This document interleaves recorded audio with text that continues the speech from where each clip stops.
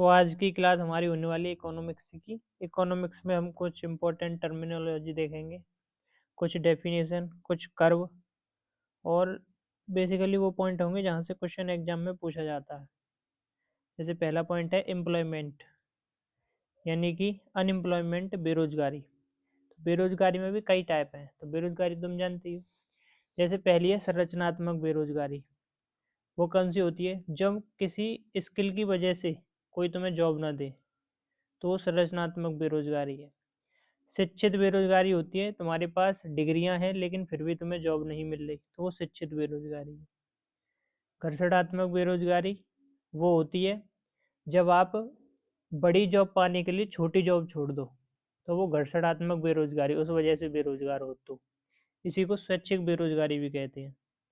प्रच्छन्न बेरोजगारी क्या होती है कि मान लो कोई काम करना है, उसके लिए लोग तो चाहिए कम काम करने के लिए, लेकिन काम करने के लिए लोग बहुत ज़्यादा हों, ठीक है, तो वहाँ पे प्रच्छन्न बेरोजगारी। चक्रीय बेरोजगारी का मतलब जब किसी व्यापार में घाटा उतार चढ़ाव आ जाता है ना व्यापार में, तो वहाँ चक्रीय बेरोजगारी आ जाती है। मौसमी बेरोजगारी, मौसम के कारण जो बेरोजगारी है, मौसमी बेरोजगारी होती है। जैसे कैसे? जैसे मान लो दिवाली है, दिवाली के समय पटाखे बेचते हैं, जैसे पटाखे बेचते हैं तो वो तो दिवाली पर ही बिकेंगे ना, ये मौसम की तरह है एक। समझ में आई बात? तो ये मौसमी बेरोजगारी। अब दिवाली नहीं है तो बेरोजगार बैठे हैं व्यक्ति, जैसे दिवाली आई तो रोजगार हो गया। जैसे शास्त्रीय बेरोजगारी, शास्त्रीय बेरोजगारी होती है कि मान लो कोई जॉब है तो उसके लिए ना सैलरी बहुत ज़्यादा है, तो जिसकी वजह से बहुत सारे लोग आ जाएं उस जॉब को लेने के लिए, तो वहाँ पे हो जाती है शास्त्रीय बेरोजगारी। ठीक है, आगे देखो इकोनॉमिक्स में एक यही टॉपिक है पंचवर्षीय योजनाओं का, तो ये चार्ट है पूरा, इसी चार्ट में हम सारी पंचवर्षीय योजना रिवाइज कर लेंगे। जैसे पहली पंचवर्षीय योजना 1951 से 56 तक चली थी। हेराल्ड डोमर मॉडल था ये। कौन सा मॉडल था? Herald Domar. लक्ष्य क्या था इसमें? हमें कृषि पर ध्यान देना था। किस पे? कृषि पे। दूसरी पंचवर्षीय योजना 56 से 61 चली थी। पीसी महालनोबिस मॉडल था इसका, और इसमें हमने भारी उद्योगों पे बल दिया था। किस पे? भारी उद्योग, यानी कि उद्योग जो हैं उस पे हमने इस पे जोर दिया था। तीसरी पंचवर्षीय योजना 1961 से 66 तक सुखमयी चक्रवर्ती मॉडल था, और इसमें हमने क्या काम करा कि कृषि और भारी उद्योग दोनों, उन पर बल दिया था, दोनों पर आत्मनिर्भरता और कृषि और उद्योग दोनों पर इसमें बल दिया गया था। ठीक है, तो तीन ये पंचवर्षीय योजनाएं हो गई। तो तीन के बाद जैसे चौथी पंचवर्षीय योजना आने वाली थी, तो क्या होता है कि तीसरी पंचवर्षीय योजना फेल हो जाती है। फेल क्यों हो जाती है? बहुत सारे रीजन थे इसके, जैसे कि चाइना का वॉर हो गया, अकाल पड़ गया था, फिर पाकिस्तान से वॉर हुआ था, तो पैसा ज़्यादातर उसमें खर्च हो गया था हमारा, इसीलिए ये सही से नहीं चल पाई थी। फिर आ गई चौथी, तो ना इसमें गैप हो गया था बीच में। गैप कब कब? 67, 68, 69, 3 साल गैप रहा था। फिर 69 में आती है चौथी पंचवर्षीय योजना, 69 से 74 तक। मॉडल कौन सा था? अशोक रुद्र मॉडल था। इसका लक्ष्य क्या था? स्थिरता के साथ विकास और आत्मनिर्भरता, यानी कि हमने ठान लिया था कि भाई देखो विकास तो करना है लेकिन स्थिरता के साथ करना है, यानी स्थिर रह के करना है विकास, क्योंकि हमने तीसरी पंचवर्षीय योजना बिल्कुल फेल हो गई थी हमारी। पांचवी पंचवर्षीय योजना एकमात्र ऐसी योजना है जो केवल 4 साल चली थी, 1974 से 78 तक। डीपी धर मॉडल पर आधारित थी ये, और इसका मुख्य उद्देश्य था गरीबी उन्मूलन, यानी गरीबी को हटाना और आत्मनिर्भर बनना। उसके बाद छठी पंचवर्षीय योजना आती है। अब जैसे पांचवी पंचवर्षीय योजना खत्म हुई 1978 में, वैसे ही सरकार चेंज हो गई। इंदिरा गांधी की जगह आ गई मोरारजी देसाई की सरकार। तो उन्होंने कहा कि देखो भाई ये हम पंचवर्षीय योजना खत्म कर रहे हैं, इसकी जगह हम लाएंगे अनवरत योजना। उसी को कहा जाता है रोलिंग प्लान। तो रोलिंग प्लान 78 में आया था और 79 में आया था। ठीक है, और 80 में क्या हुआ था? 80 में फिर से पंचवर्षीय योजनाएं लागू हो गई थी। तो 1980 से 85 तक ये चली थी छठवीं पंचवर्षीय योजना। मॉडल था निवेश का मॉडल था इसमें, और लक्ष्य क्या था कि गरीबी निवारण करना है भाई, और रोजगार भी पैदा करना है, यानी कि गरीबी भी हटानी है और रोजगार भी पैदा करना है इसमें। ऐसे सातवीं पंचवर्षीय योजना 1985 से 90, जॉन डब्ल्यू मिलर मॉडल था इसका। खाद्यान्न उत्पादन करना था हमें और रोजगार भी सृजन करना था, ये इसका लक्ष्य था। 8वीं पंचवर्षीय योजना 1992 से 97, जॉन डब्ल्यू मिलर मॉडल, मानव संसाधन का विकास, ये इसका लक्ष्य था। 9वीं पंचवर्षीय योजना 1997 से 2002, आगत निर्गत मॉडल, सामाजिक न्याय और समानता के साथ विकास। तो सामाजिक न्याय और समानता के विकास, ये 9वीं पंचवर्षीय योजना का उद्देश्य था, ध्यान रखना इंपॉर्टेंट है।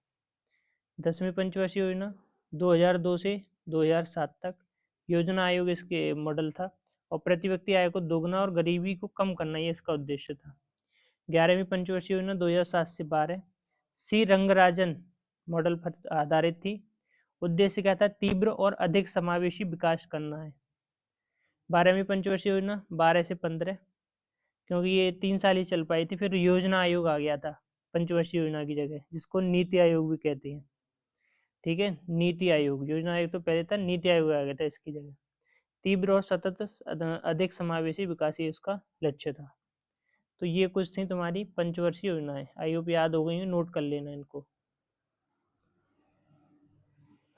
अब देखो कुछ वस्तुओं के बारे में जान लेते हैं। देखो, अगर इकोनॉमिक्स में आपसे कोई कहता है कि बताओ मध्यवर्ती वस्तुएं कौन सी होती हैं, तो आपका आंसर क्या होना चाहिए कि ऐसी वस्तुएं जिनका उपयोग हम कच्चे माल के रूप में करते हैं। जैसे चीनी है, तो चीनी बनाने के लिए कच्चा माल क्या चाहिए? गन्ना।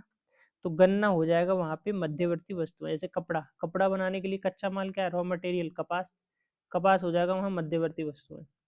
ऐसे एक होती है पूंजीगत वस्तुएं। पूंजीगत वस्तुएं क्या होती हैं?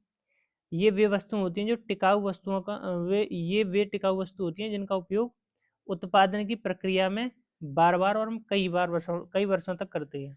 यानी कि सीधा ऐसा समझो कि अगर तुमने पैसे पूंजी खर्च करके कोई मशीन खरीद ली, तो ये एक पूंजीगत वस्तु है। क्यों? क्योंकि ये टिकाऊ है और इसका उपयोग हम बार बार कर सकते हैं, अधिक वर्षों तक कर सकते हैं। ठीक है, जैसे ट्रैक्टर हो गया, मशीन हो गया, औजार हो गया इत्यादि। तो ये है पूंजीगत वस्तुएं। तो मध्यवर्ती वस्तुएं कच्चे माल वाली होती हैं और पूंजीगत वस्तुएं होती हैं जो हम जिनका उपयोग उत्पादन की प्रक्रिया में किया जाता है और कई बार और कई वर्षों तक कर सकते हैं। अच्छा, अब अर्थव्यवस्था के भी टाइप होते हैं कुछ। जैसे एक होती है केंद्रीय नियोजित अर्थव्यवस्था, इसी का दूसरा नाम है समाजवादी अर्थव्यवस्था।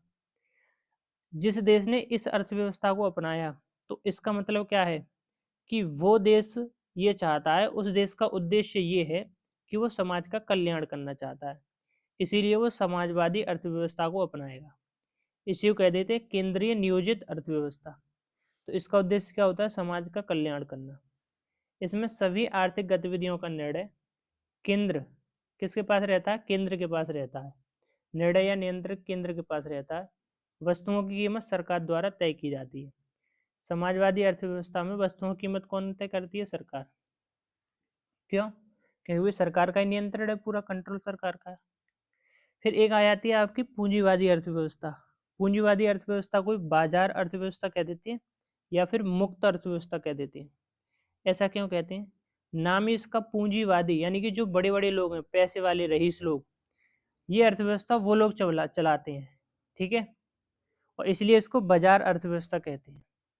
अच्छा, इस अर्थव्यवस्था का लाभ क्या होगा? इस अर्थव्यवस्था का लाभ होगा, भाई जो पैसा लगाया वो चाहेगा ना हमारा प्रॉफिट बने, निजी लाभ हो। तो निजी लाभ कमाना इसका उद्देश्य है। नियंत्रण कौन करता है इस पे? जो कंपनियां होती हैं, कंपनियों की मांग व आपूर्ति पर ये डिपेंड करती है।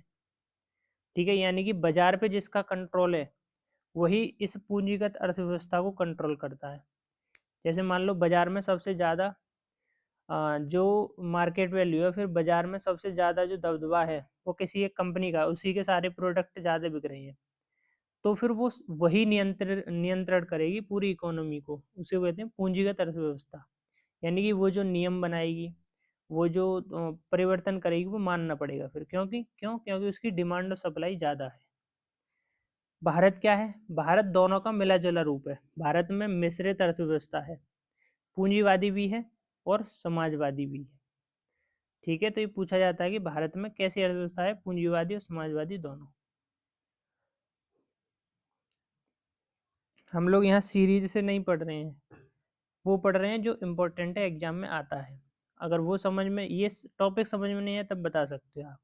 बाकी सीक्वेंस है तो फिर पूरा सिलेबस ही करना पड़ता है। ठीक है, अब जैसे ये टॉपिक है, अब ये टॉपिक पढ़ाऊंगा, अगर ये समझ में नहीं आया तो अलग बात है, लेकिन आ जाएगा समझ में, समझोगे सही से तो। अब आ जाओ, देखो 1991, 1991 में एलपीजी रिफॉर्म आए। एलपीजी का मतलब लिबरलाइजेशन, प्राइवेटाइजेशन, ग्लोबलाइजेशन। इस समय पीएम कौन थे? नरसिम्हा राव, पीवी नरसिम्हा राव। ठीक है, वित्त मंत्री कौन थे? मनमोहन सिंह, मनमोहन सिंह। तो ये दोनों थे। ठीक है, अब यहाँ से क्वेश्चन बनते हैं एग्जाम में। कैसे बनते हैं देखो, भारत में प्रथम आर्थिक सुधारों का दौर किसे कहा जाता है? सिंह राव को कहा जाता है। मॉडल कौन सा था? ये था राव मोहन मॉडल, यानी 1991 का जो आर्थिक सुधार था वो राव मनमोहन मॉडल पे आधारित था। पीएम थे पीवी नरसिम्हा राव।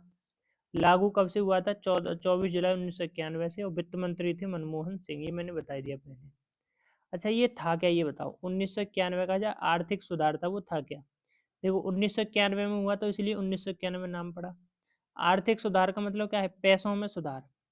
यानी कि 1991 तक आते आते हमारे पास जो विदेशी मुद्रा थी, डॉलर वगैरह, वो कम होने लगी थी। अब सरकार ने सोचा यार ये विदेशी मुद्रा कम हो रही है, तो ऐसे तो हम जो विदेश जो हैं वहाँ से हम व्यापार भी नहीं कर पाएंगे। क्यों? क्योंकि वहाँ तो हमारा रुपया चलता नहीं है, वहाँ चलता है डॉलर, और डॉलर हमारे पास है नहीं, कम हो रहा है। यार अब डॉलर कैसे बढ़ाया जाए? तब पे सरकार ने ये नीति निकाली कि हम ना एलपीजी रिफॉर्म करेंगे। एलपीजी का मतलब लिबरलाइजेशन, उदारीवाद। उदारीवाद की नीति अपनाएंगे, यानी कि सब लोग आ सकते हैं, व्यापार कर सकते हैं, किसी को रोक टोक नहीं है। प्राइवेटाइजेशन, यानी कि जो लोग अपनी निजी कंपनी खोलना चाहते हैं वो खोल सकते हैं। इससे पहले ऐसा नहीं था। इससे पहले लाइसेंस लेना पड़ता था निजी कंपनी खोलने के लिए सरकार से। तो सरकार ने 1991 तक आते आते पहले तो ये लाइसेंस राज समाप्त किया कि अब लाइसेंस की जरूरत नहीं है, आप सीधे जो है आओ और उद्योग खोल लो। फिर ग्लोबलाइजेशन, इन्होंने जो कंपनी थी, विश्व की जो कंपनी थी अदर देशों की, उनको भी इनवाइट करा कि आप लोग भारत आइए और व्यापार कीजिए। इससे पहले ये सारी चीज़ें प्रतिबंधित थी, इस पे बैन लगा हुआ था। ठीक है, तो इसीलिए हमारे पास जो विदेशी मुद्रा भंडार था वो कम हो रहा था। अच्छा, विदेशी कंपनी पे बैन क्यों लगाया था सरकार ने? ताकि सरकार को ये डर था कि जैसे अंग्रेजों ने हमें गुलाम बना लिया था। अंग्रेज भाई जब आए थे तो वो कंपनी तो थी अंग्रेज, वो व्यापार करने के लिए आई थी कंपनी, और वो उसने पूरे देश पर राज कर लिया। तो ये कहीं ना कहीं डर था कि जो विदेशी आएंगे वो कहीं फिर से कब्जा ना कर लें। तो 1991 में फिर आखिरकार उनको भी अलाउ कर दिया गया। तो बात समझ में आई, क्या था 1991 का आर्थिक सुधार? ठीक है, उद्देश्य क्या थे? एफडीआई को बढ़ाना है, फॉरेन डायरेक्ट इन्वेस्ट, जो प्रत्यक्ष विदेशी निवेश है, यानी कि विदेशी लोग हमारे देश में ज़्यादा निवेश करें, ज़्यादा इन्वेस्ट करें, उसको बढ़ाना उद्देश्य था। भारतीयों, अब जब विदेशी कंपनी आएगी भारत तो रोजगार भी बढ़ेगा, तो भारतीयों को रोजगार को बढ़ाना, अर्थव्यवस्था भी बढ़ेगी, इकोनॉमी भी बढ़ेगी। अब मान लो कोई विदेशी कंपनी भारत आई, तो विदेश में जो टेक्नोलॉजी है वो भी तो इंडिया लेके आएगी साथ के साथ, तो वो टेक्नोलॉजी भारत में आ जाए, विदेशी तकनीक। पूर्णतः खुली अर्थव्यवस्था कर दी गई है। विदेशी मुद्रा भंडार को बढ़ाना था इसका उद्देश्य, और जो व्यापार घाटा हो रहा था हमें वो कम करना इसका उद्देश्य था। समझ में आ रहा है नहीं आ रहा है? ठीक है, इन सुधारों को एलपीजी के नाम से जाना गया, लिबरलाइजेशन, प्राइवेटाइजेशन, ग्लोबलाइजेशन। अब इसमें सबसे पहले एल से देखो, एल से क्या था? लिबरलाइजेशन। लिबरलाइजेशन यानी उदारीकरण। उदारीकरण का मतलब क्या है? कि आर्थिक समृद्धि और विकास के मार्ग में बाधक सरकारी नियम, यानी कि पहले 1991 से पहले जो कुछ सरकारी नियम थे, और वो किस में बाधा बन रहे थे? वो विकास के मार्ग में, आर्थिक समृद्धि के मार्ग में। तो जो सरकारी नियम थे पहले, और जो अनावश्यक कानूनी नियंत्रण थे, उनको सरकार ने कम कर दिया, या फिर यूँ कह लो कि नियमों को उदार कर दिया। उदार मतलब जानते हो, कहते नहीं ये तो बहुत उदार व्यक्ति है। उदार का मतलब दयालु, तो सरकार दयालु हो गई यहाँ पे। तो सरकार ने जो नियंत्रण थे अपने वो कम कर दिए। उदारीकरण के जनक किसको कहते हैं? डॉक्टर मनमोहन सिंह को उदारीकरण का जनक कहा जाता है। उदारीकरण के तहत उठाए गए कदम कौन कौन से हैं? उदारीकरण के लिए हमने क्या क्या किया ये तो बताओ। दयालु बनने के लिए सरकार ने क्या किया? तो सबसे पहले सरकार ने जो वाणिज्यिक बैंक थी उनको, उनकी जो ब्याज दरें थी वो तय करने की मंजूरी दी सरकार ने। मतलब ये क्या है सर? जैसे आरबीआई है, आरबीआई, आरबीआई के अलावा जितनी भी बैंक हैं उनको वाणिज्यिक बैंक कहते हैं। तो इन बैंक की क्या ब्याज दर होगी ये आरबीआई तय करता था पहले, लेकिन बाद में क्या हुआ, इन्हीं को परमिशन दे दी कि भाई तुम अपनी ब्याज दर खुद तय करो। लघु उद्योगों के लिए निवेश सीमा 1 करोड़ कर दी गई। भारतीय उद्योगों को विदेशों से मशीनरी, कच्चे माल जैसी पूंजीगत वस्तुओं के आयात की स्वतंत्रता दी गई। पहले ये स्वतंत्रता नहीं थी, भारत का कोई भी व्यक्ति विदेशों से कोई भी सामान नहीं मंगा सकता था। लेकिन 1991 में ये स्वतंत्र छूट दे दी गई कि भाई कुछ भी मंगवाओ, मशीन मंगवाओ, कच्चा माल मंगवाओ, कुछ भी मंगवाओ विदेश से। पहले जो सरकारी उद्योग की अधिकतम उत्पादन क्षमता सरकार तय करती थी, यानी कि पहले कोई भी फैक्ट्री चल रही है तो जो मान लो वो फैक्ट्री जूता बनाती है, अब जूते कितने बनाएगी ये सरकार तय करती थी पहले, कंपनी नहीं, मार्केट के हिसाब से तय नहीं होता था। फिर सरकार ने छूट दे दी 1991 में कि आप खुद तय करो, डिमांड एंड सप्लाई वाला रूल लगाओ, जितनी डिमांड है उतनी बनाओ, उतना उत्पादन करो। अब जो उद्योग हैं अपनी उत्पादन क्षमता में विविधता ला सकते हैं। अब उद्योग बाजार की जरूरतों के हिसाब से यह निर्णय लेने के लिए स्वतंत्र हैं। नंबर 5 क्या है? प्रतिबंधात्मक व्यापार प्रथाओं का उन्मूलन, यानी कि ऐसी व्यापार करने की रूल थे ऐसे जिन्होंने क्या काम किया था, बांध के रखा था, मतलब खुले तरीके से व्यापार नहीं हो पा रहा था। पहले 100 करोड़ से अधिक मूल्य की संपत्ति वाली कंपनी को MRTP एक्ट 1969 के तहत वर्गीकृत किया जाता था और उन पर गंभीर प्रतिबंध लगाए जाते थे। इन्हें हटा दिया गया। यानी कि पहले जो भी कंपनी 100 करोड़ से अधिक रेवेन्यू जनरेट कर रही है उस पर सरकार प्रतिबंध लगा देती थी। प्रतिबंध का मतलब कुछ नियम, अपने कायदे कानून थोप देती थी। और ये किस एक्ट के तहत? MRTP एक्ट 1969 के तहत। लेकिन बाद में 1991 में इसे पूरी तरह से हटा दिया गया। ठीक है। छठवां, औद्योगिक लाइसेंस व पंजीकरण को हटा दिया गया। निजी कंपनी बिना लाइसेंस के नया उद्योग शुरू कर सकती है। तो मैंने बताया तुम्हें, पहले लाइसेंस लेना पड़ता था, अब लाइसेंस की जरूरत नहीं है, अब बिना लाइसेंस की कंपनी अपना वो काम शुरू कर सकती है। ठीक है। इन क्षेत्रों में लाइसेंस अनिवार्य था, लेकिन ऐसा नहीं है सरकार ने सारे क्षेत्रों से लाइसेंस हटा दिया। कुछ क्षेत्र ऐसे थे जहाँ लाइसेंस चाहिए। अब जैसे मान लो परमाणु बम बनाना है किसी को, कोई कंपनी को परमाणु बम बनाने के लिए तो लाइसेंस चाहिए भाई, समझे नहीं? विस्फोटक पदार्थ बनाने के लिए लाइसेंस चाहिए। खतरनाक रसायन बनाना है उसके लिए भी लाइसेंस चाहिए। कोई भी डिफेंस इक्विपमेंट बनाना, रक्षा उपकरण, लाइसेंस चाहिए। शराब तंबाकू उत्पादन करना है, लाइसेंस चाहिए। दवाइयाँ ड्रग्स बनाने, लाइसेंस चाहिए। तो ये कुछ ऐसे क्षेत्र हैं जहाँ लाइसेंस अनिवार्य थे। अच्छा, यहीं पे जो सरकार टैक्स लेती थी, अब टैक्स में भी सरकार ने सुधार किया और इस सुधार के लिए सरकार ने एक समिति बनाई, राजा चलैया समिति, 1991 में बनाई थी ये। ठीक है, टैक्स में रिफॉर्म के लिए। अगला है निजीकरण। निजीकरण क्या होता है? प्राइवेटाइजेशन। ये क्या है भाई? एल तो पढ़ लिया ना, लिबरलाइजेशन। अब देखो प्राइवेटाइजेशन। प्राइवेट तो समझते हो ना, प्राइवेट वर्ड यानी निजी, अपना खुद का प्राइवेट, तो वही है। ठीक है, उसी को निजीकरण कहा गया है। इसमें क्या था कि सरकार द्वारा सार्वजनिक उद्यमों का कुछ भाग या संपूर्ण भाग निजी क्षेत्रों को बेचकर उस उद्यम के स्वामित्व या प्रबंधन का त्याग कर दिया गया। मतलब क्या है इसका? पहले 1991 से पहले सारी जो कंपनियां थी वो सरकार की थी, कोई शेयर किसी किसी और प्राइवेट कंपनी का नहीं था। 1991 में सरकार ने क्या काम करा कि कुछ शेयर प्राइवेट कंपनी को दे दिए और प्राइवेट कंपनियों को कुछ शेयर जैसे मान लो किसी कंपनी, कोई सरकारी कंपनी है, उसमें 80% सरकारी पैसा है, 20% किसी प्राइवेट व्यक्ति का है। तो जो 20% प्राइवेट व्यक्ति का है वो अलाउ कर दिया सरकार ने कि हाँ तुम 20% इसमें इन्वेस्ट कर सकते हो। इससे क्या हुआ, सरकार ने अपनी जो सरकार पहले से नियंत्रण करती थी उस कंपनी पे, तो सरकार ने उसी व्यक्ति को सौंप दी।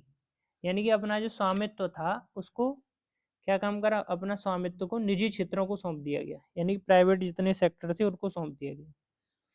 बहुत से लाइसेंस समाप्त कर दिए गए। लोन देने में सरलता, यानी कि लोन अब इजीली अवेलेबल था। निजीकरण के तहत उठाए गए कदम कौन से थे? पहला, सार्वजनिक शेयर के उपक्रम के शेयर जनता व वित्तीय संस्थानों को बेचना।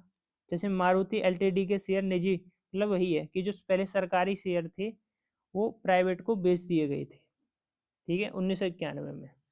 दूसरा पॉइंट ये था कि जो सार्वजनिक क्षेत्र के उपक्रम में विनिवेश, यानी मतलब क्या है इसका, सार्वजनिक क्षेत्र के उपक्रमों को निजी क्षेत्र को बेचना। सार्वजनिक क्षेत्र के लिए आरक्षित उद्योगों की संख्या। अच्छा, यानी कि जो सार्वजनिक क्षेत्र जानते हैं ना, पब्लिक सेक्टर के लिए जो उद्योग थे, उनकी संख्या कितनी 17 से घटाकर 3 कर दी गई। कौन कौन से? परिवहन, परमाणु ऊर्जा उत्पादन और परमाणु खनिजों का खनन। और जो वैश्वीकरण, ग्लोबलाइजेशन। ग्लोबलाइजेशन क्या है? वैश्वीकरण। इसमें विश्व दिख रहा है, विश्व, तो इसे विश्व नीति को अपनाया भारत ने कि भाई विश्व से जुड़ना है हमको। जुड़ेंगे कैसे? जब विश्व की कंपनियां आएंगी भारत में व्यापार करेंगी तभी तो जुड़ोगे। किसी एक देश की अर्थव्यवस्था अन्य देशों की अर्थव्यवस्था के साथ जुड़ जाना वैश्वीकरण कहलाता है। इससे क्या होगा? भारत में निवेश बढ़ेगा। निवेश मतलब इन्वेस्टमेंट बढ़ेगा भारत में। और क्या होगा? और एफडीआई बढ़ेगा। एफडीआई मतलब फॉरेन डायरेक्ट इन्वेस्ट, यानी कि प्रत्यक्ष निवेशी, फॉरेन डायरेक्ट इन्वेस्टमेंट, प्रत्यक्ष विदेशी निवेश। वैश्वीकरण के तहत उठाए गए कदम कौन से थे? पहला, अब देखो, अगर तुम चाहते हो कि भाई दूसरी अमेरिका की कंपनी भारत में आए, तो तुम्हें कुछ सुविधा देनी पड़ेगी, नहीं देनी पड़ेगी? क्या देनी पड़ेगी? जो भारत में आने पे टैक्स लगता है उसको बोलते हैं टैरिफ। तो टैरिफ को कम करना पड़ेगा तुम्हें। तो भारत ने टैरिफ में कमी करी। और एफडीआई के लिए आयात निर्यात सीमा सीमा जो टैक्स लगता था, भारत की सीमा पे जो टैक्स लगता था उसमें कमी करी। दीर्घकालिक व्यापार नीति अपनाई। और इसकी मुख्य विशेषता ये थी कि उदार नीति अपनाई भारत ने, यानी कि भारत जो था वो दयालु बन गया विदेशियों के लिए, विदेशी कंपनी की आओ भाई कि व्यापार करो इंडिया में। खुली प्रतिस्पर्धा को प्रोत्साहन दिया, यानी कि भारत ने क्या काम करा? खुला कंपटीशन कर दिया कि भाई हर कोई आओ, सब कोई खोलो कंपनी यहाँ की। विदेशी व्यापार पर नियंत्रण हटा दिया गया। पहला जो कंट्रोल करती थी सरकार विदेशी व्यापार पे, वो हटा दिया गया। तीसरा, 1991 से पहले भारत में आयात को स्वतंत्र रूप से आयात योग्य वस्तुओं की एक सकारात्मक सूची द्वारा नियंत्रित किया जाता था। 1992 के बाद इस सूची में एक सीमित नकारात्मक सूची का प्रतिस्थापित किया गया। लगभग सभी मध्यवर्ती और पूंजीगत वस्तुओं को आयात प्रतिबंधों की सूची से मुक्त कर दिया गया। यानी कि कुछ ऐसा था कि एक आयात की सूची थी, यानी कि हम ये चीज मंगा सकते हैं बाहर से। फिर 1991 में हमने उस लिस्ट को ही समाप्त कर दिया। अब हमने छूट दे दी, तुम्हें जो भी मंगाना है बाहर से, कच्चा माल, पूंजीगत वस्तुएं, मध्यवर्ती वस्तुएं, सब मंगवा लो तुम।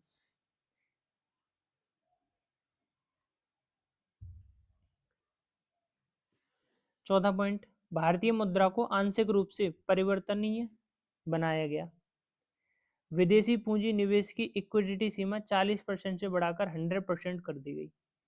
फेरा के स्थान पे हमने फेमा को लागू किया था। फेमा 2000, नहीं नहीं ये नहीं है, फेरा के स्थान पे फेमा लाए थे हम, ठीक है, ये ध्यान रखना।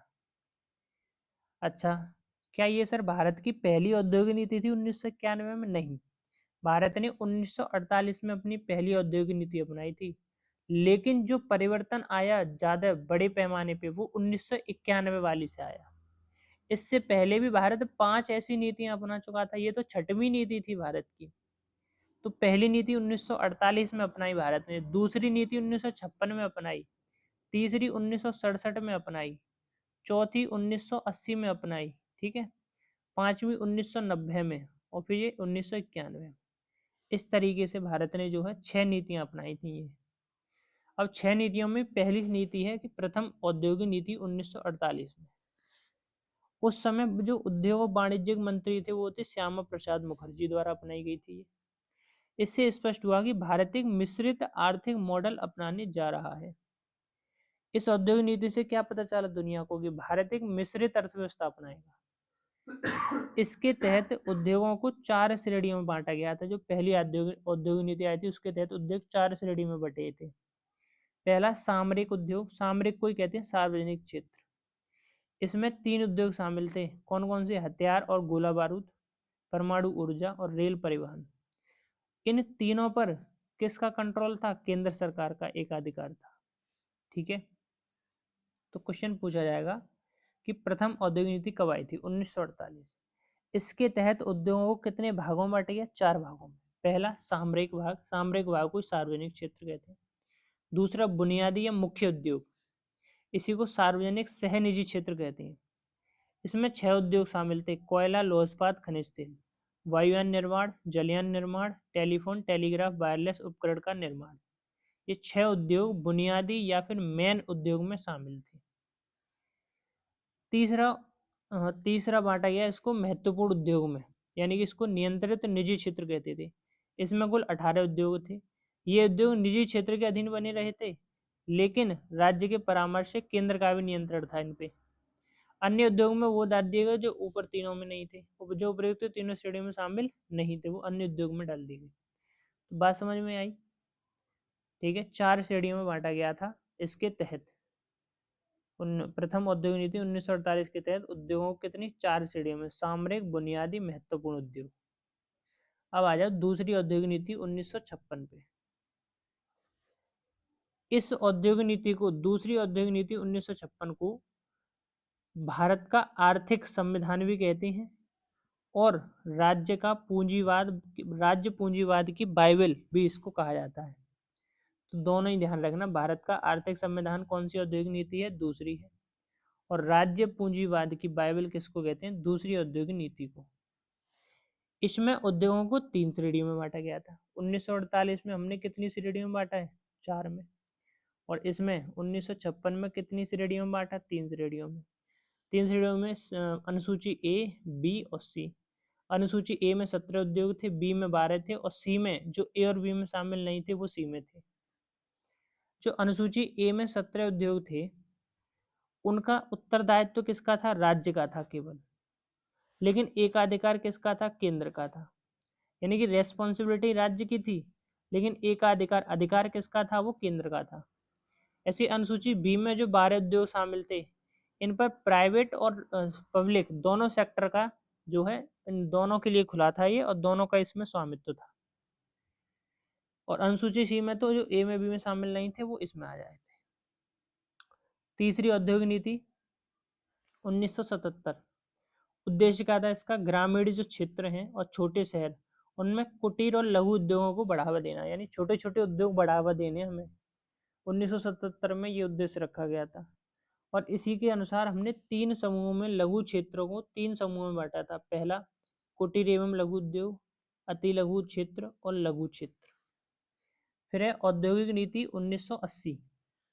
1980 में क्या हुआ था कि एकाधिकार और प्रतिबंधात्मक व्यापार व्यवहार, MRTP एक्ट 1969 और विदेशी मुद्रा विनिमय एक्ट फेरा में अपने विश्वास की पुष्टि की थी। यहाँ पे ज्यादा इंपॉर्टेंट नहीं है, छोड़ सकते हो। फिर 1990 की औद्योगिक नीति, इसका उद्देश्य औद्योगिक क्षेत्र में निजी क्षेत्र की भूमिका को बढ़ाना था। ठीक है, निजी क्षेत्र मतलब वो चाहते थे कि सरकारी काम में प्राइवेट कंपनी भी इन्वॉल्व हो, और वही 1991 में इन्होंने कर दिया था। नई औद्योगिक नीति के नाम से भी इनको जाना जाता है। उदारीकरण, निजीकरण और वैश्वीकरण को नीति को अपनाया गया था। तो ये तुम्हारा पूरा हो गया। ठीक है, अब देखो पंचवर्षीय योजना पीछे पड़ चुके हैं, लेकिन यहाँ पे मैं तुम्हें 3, पहली, दूसरी, तीसरी, 3 पंचवर्षीय योजना डिटेल में पढ़ाऊंगा। एक एक चीज देखेंगे इनके बारे में। ठीक है, पंचवर्षीय योजनाएं पहली बार रूस ने प्रयोग करी थी 1928 से 1933 तक। किसने? रूस ने। और रूस में इनका जनक किसको माना जाता है? जोसेफ स्टालिन को।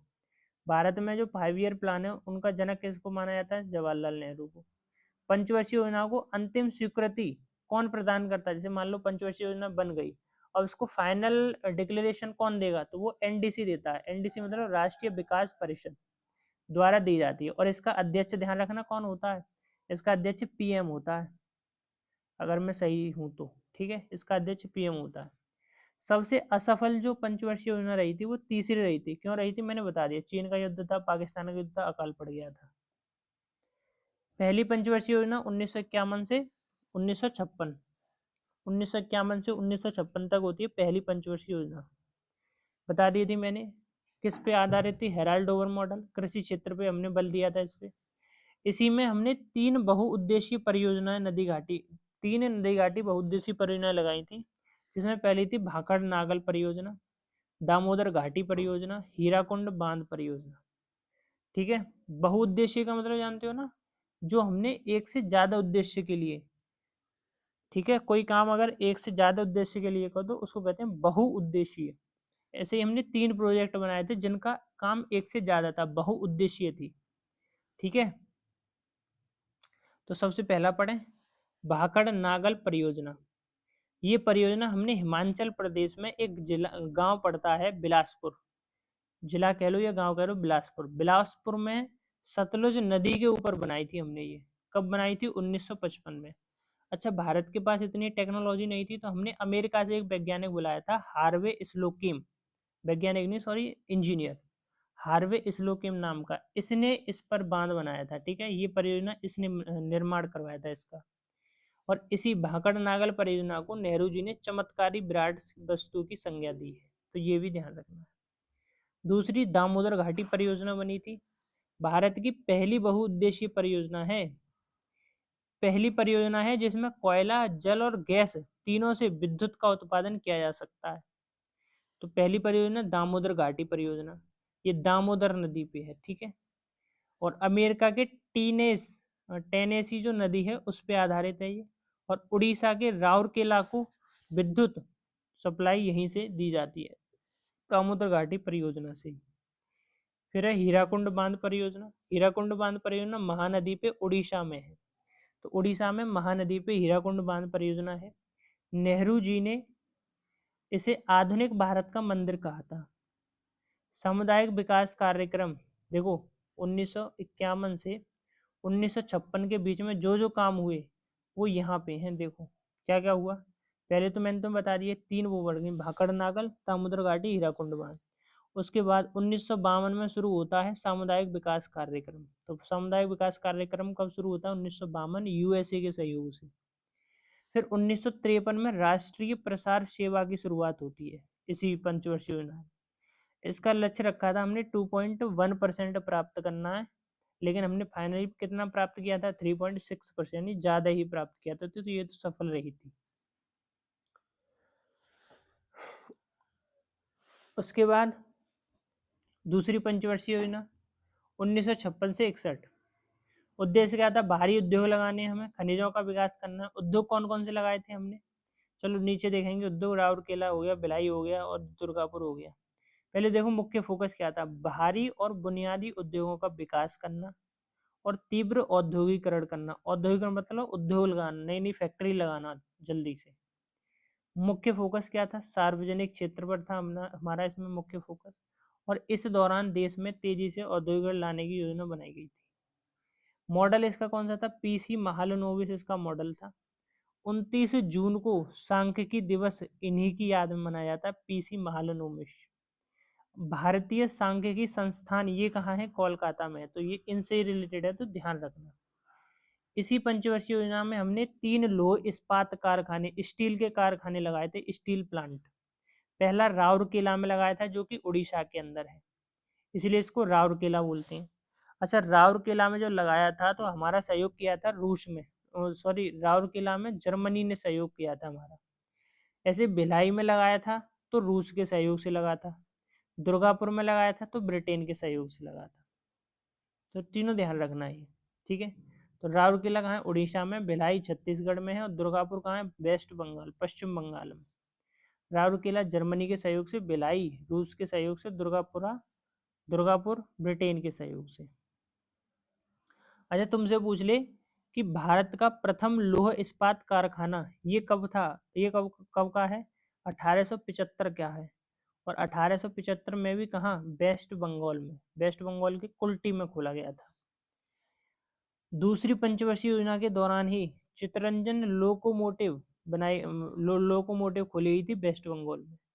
सिंदरी उर्वरक कारखाना खोला गया था झारखंड में, तो सिंदरी उर्वरक कारखाना कहाँ है? झारखंड में। इंटीग्रल कोच फैक्ट्री खोली गई थी चेन्नई में। खादी और ग्राम उद्योग की स्थापना हुई थी इसी पंचवर्षीय योजना में 1956 में। कंपनी के विकास तथा निर्माण के लिए कंपनी एक्ट आया था 1956 में। दूसरी औद्योगिक नीति 1956 में इसकी घोषणा हुई थी। पीछे पढ़ा था हमने दूसरी औद्योगिक नीति। अब तक कुल 6 औद्योगिक नीतियां आ चुकी हैं, 48 में, 56 में, 77, 80, 90 और 91। दूसरी पंचवर्षीय योजना में लक्ष्य था 4.5%, प्राप्त किया था हमने 4.3%। ठीक है।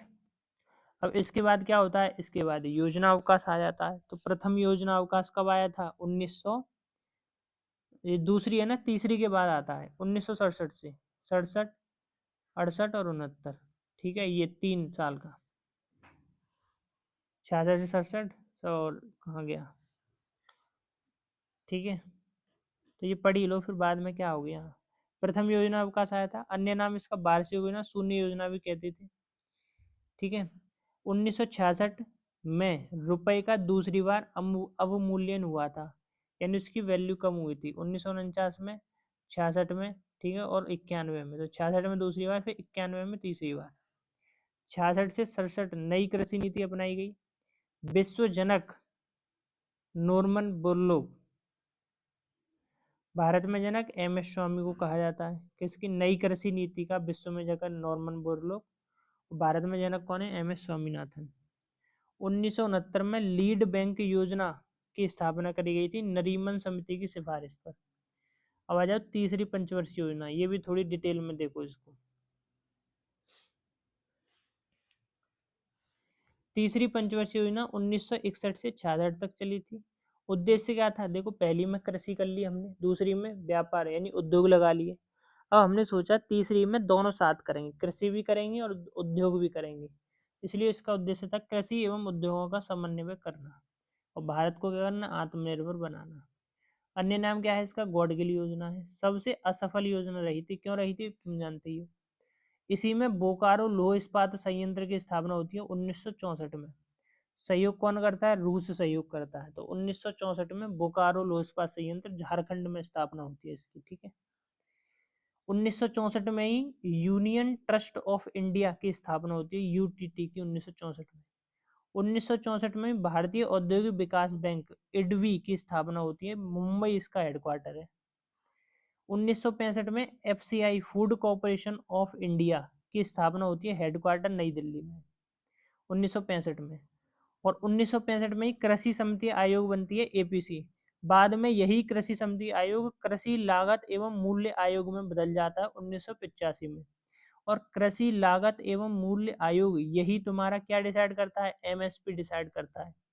एमएसपी मतलब सरकार जिस न्यूनतम मूल्य पर किसानों से फसल खरीदती है, जैसे गेहूं है, तो गेहूं कोई नहीं खरीदता, आप सरकार को बेच दो, सरकार किस रेट पे लेगी, उसने डिसाइड कर रखा होगा अपनी एमएसपी, यानी कि मिनिमम रेट हम इतने पे खरीद लेंगे। तो ये डिसाइड कौन करता है, मिनिमम रेट सरकार। सरकार में भी कौन डिसाइड करता है, तो वो ये कमेटी, ये वाली आयोग, कृषि एवं लागत मूल्य आयोग, ये डिसाइड करता है।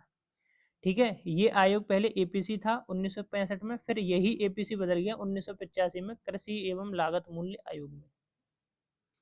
अच्छा ध्यान रखना, एमएसपी सभी फसलों के लिए जारी की जाती है। एमएसपी, एमएसपी जो है वो सभी फसलों के लिए जारी की जाती है, लेकिन गन्ना एकमात्र ऐसी फसल है जिसके लिए एमएसपी नहीं, एफआरपी लागू होता है। ठीक है, तो ध्यान रखना, एफआरपी किसके लिए लागू होता है, गन्ने के लिए। और एमएसपी कितने फसलों के लिए कितने फसलों के लिए जारी होती है, 22 फसलों के लिए, ध्यान रखना। ठीक है, किसके लिए, 22 फसलों के लिए। और कृषि एवं लागत मूल्य उद्योग ये किस मंत्रालय के अंतर्गत आता है, किसान एवं परिवार कल्याण मंत्रालय के अधीन, जो फसल का न्यूनतम समर्थन मूल्य एमएसपी निर्धारित करता है। 1965 में ही एशिया का पहला निर्यातक प्रसंस्करण क्षेत्र ईपीजेड, एक्सपोर्ट प्रोसेसिंग जोन, ये खुला था कहाँ, कांडला, गुजरात में। 1966 में भारतीय मुद्रा का दूसरी बार अवमूल्यन हुआ था। इस योजना के असफल होने के 3 कारण थे, कौन कौन से, 1962 में चाइना वॉर हो गया, 65 में पाकिस्तान वॉर हो गया, और 65 से 66 तक भीषण अकाल पड़ गया था। चाइना से हमारा गए थे, लेकिन पाकिस्तान को धूल चटा दी थी और इधर अकाल पड़ गया था। 5.6% हमारा लक्ष्य था, लेकिन प्राप्त तो देख लो 2.8% ही कर पाए। तो ये तीनों पंचवर्षीय योजना डिटेल में हो गई। ठीक है, अगर आप कहोगे तो सारी पंचवर्षीय योजना किसी दिन डिटेल में पढ़ा दूंगा। लेकिन फिलहाल के लिए आगे बढ़ते हैं। अब इसमें कुछ नियम देखते हैं, ठीक है। नियम देखेंगे, कुछ वक्र देखेंगे और थोड़ी बहुत चीज़ और समझेंगे। यकीन मानो आपकी समझ में आएगा, बेशक आपने कभी नहीं पढ़ी, ठीक है, इकोनॉमिक्स, लेकिन समझ में आएगा।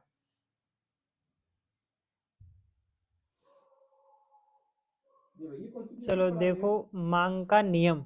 मांग का नियम क्या कहता है? जब वस्तु की कीमत, सुनना ध्यान से, कभी भी नहीं पढ़ी तो आराम से सुनना, ठीक है। जब वस्तु की कीमत घटती है तो मांग बढ़ जाती है। अब ये तो कॉमन सेंस वाली बात है। मान लो केले की कीमत घट गई तो उसकी डिमांड बढ़ जाएगी, मांग बढ़ जाएगी उसकी, ठीक है। और कीमत अगर बढ़ जाती है तो मांग घट जाती है। इसी को कहते हैं मांग का नियम। यह मांग व कीमत के बीच विपरीत संबंध दिखाता है। विपरीत कैसे भैया? मांग बढ़ी तो कीमत उसकी घट गई, और कीमत बढ़ी तो मांग घट गई। एक दूसरे का उल्टा है, ठीक है। ग्राफ देख लो इसका। ग्राफ क्या है? ये देखो, ये प्राइस है और ये क्या है? ये है उसकी डिमांड। तो इसका ग्राफ ना कुछ ऐसे बनता है, नीचे की तरफ आता हुआ, ठीक है, नीचे गिरता हुआ ग्राफ बनता है। यानी कि प्राइस अगर घटा तो मांग उसकी बढ़ जाएगी, और प्राइस अगर बढ़ा तो मांग उसकी कम हो जाएगी, ठीक है। तो इस तरीके से ये काम करता है, ध्यान रखना। अच्छा, यह नियम तब काम करता है जब अन्य कारक स्थिर हो। केवल कीमत बदलनी चाहिए बस, बाकी चीजें नहीं बदलनी चाहिए। नियम के अपवाद क्या हैं? यह नियम काम नहीं करता किस पे? गिफन गुड्स, यानी जो घटिया चीजें होती हैं। अब भैया घटिया चीज तो तुम कितनी भी सस्ती कर दो, उनकी मांग थोड़ी ना बढ़ जाएगी। प्रतिष्ठा सूचक वस्तुएं, प्रतिष्ठा सूचक वस्तुएं जैसे हीरा या सोना। अब अगर तुमने हीरा या सोना सस्ता कर दिया तब भी उनकी कोई वैल्यू नहीं समझेगा, क्योंकि आदमी इनको तभी खरीदता है अपनी शौक शाइन दिखाने के लिए। तो ये महंगे हैं तब इनकी ज़्यादा जो है क्या होता है, तब इनकी डिमांड बढ़ती है। आगे देखो, आगे है सीमांत उत्पादन को कम करने का नियम। अब ये सीमांत उत्पादन क्या होता है, सब समझोगे, ध्यान से सुनते रहो।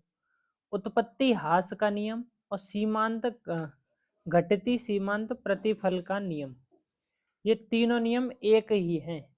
तो इन तीनों में से कोई एक का भी नाम ले दे तुम्हें तो वो तुम समझ जाना कि उसी की बात कर रहा है, ठीक है। यह नियम उत्पादन के अल्पकाल से संबंधित है। उत्पादन तो जानते हो ना, प्रोडक्शन। तो सिंपल सा ध्यान रखो कि ये नियम किससे संबंधित है? प्रोडक्शन से संबंधित है। इस नियम की परिभाषा क्या है कि जब हम उत्पादन के अन्य साधन जैसे भूमि और मशीनरी को स्थिर रखकर, भाई देखो उत्पादन है तो उत्पादन करने के लिए तुम्हें क्या क्या चाहिए? मान लो मुझे जूता बनाना है, जूते का प्रोडक्शन करना है, तो क्या क्या चाहिए? मुझे मशीन चाहिए।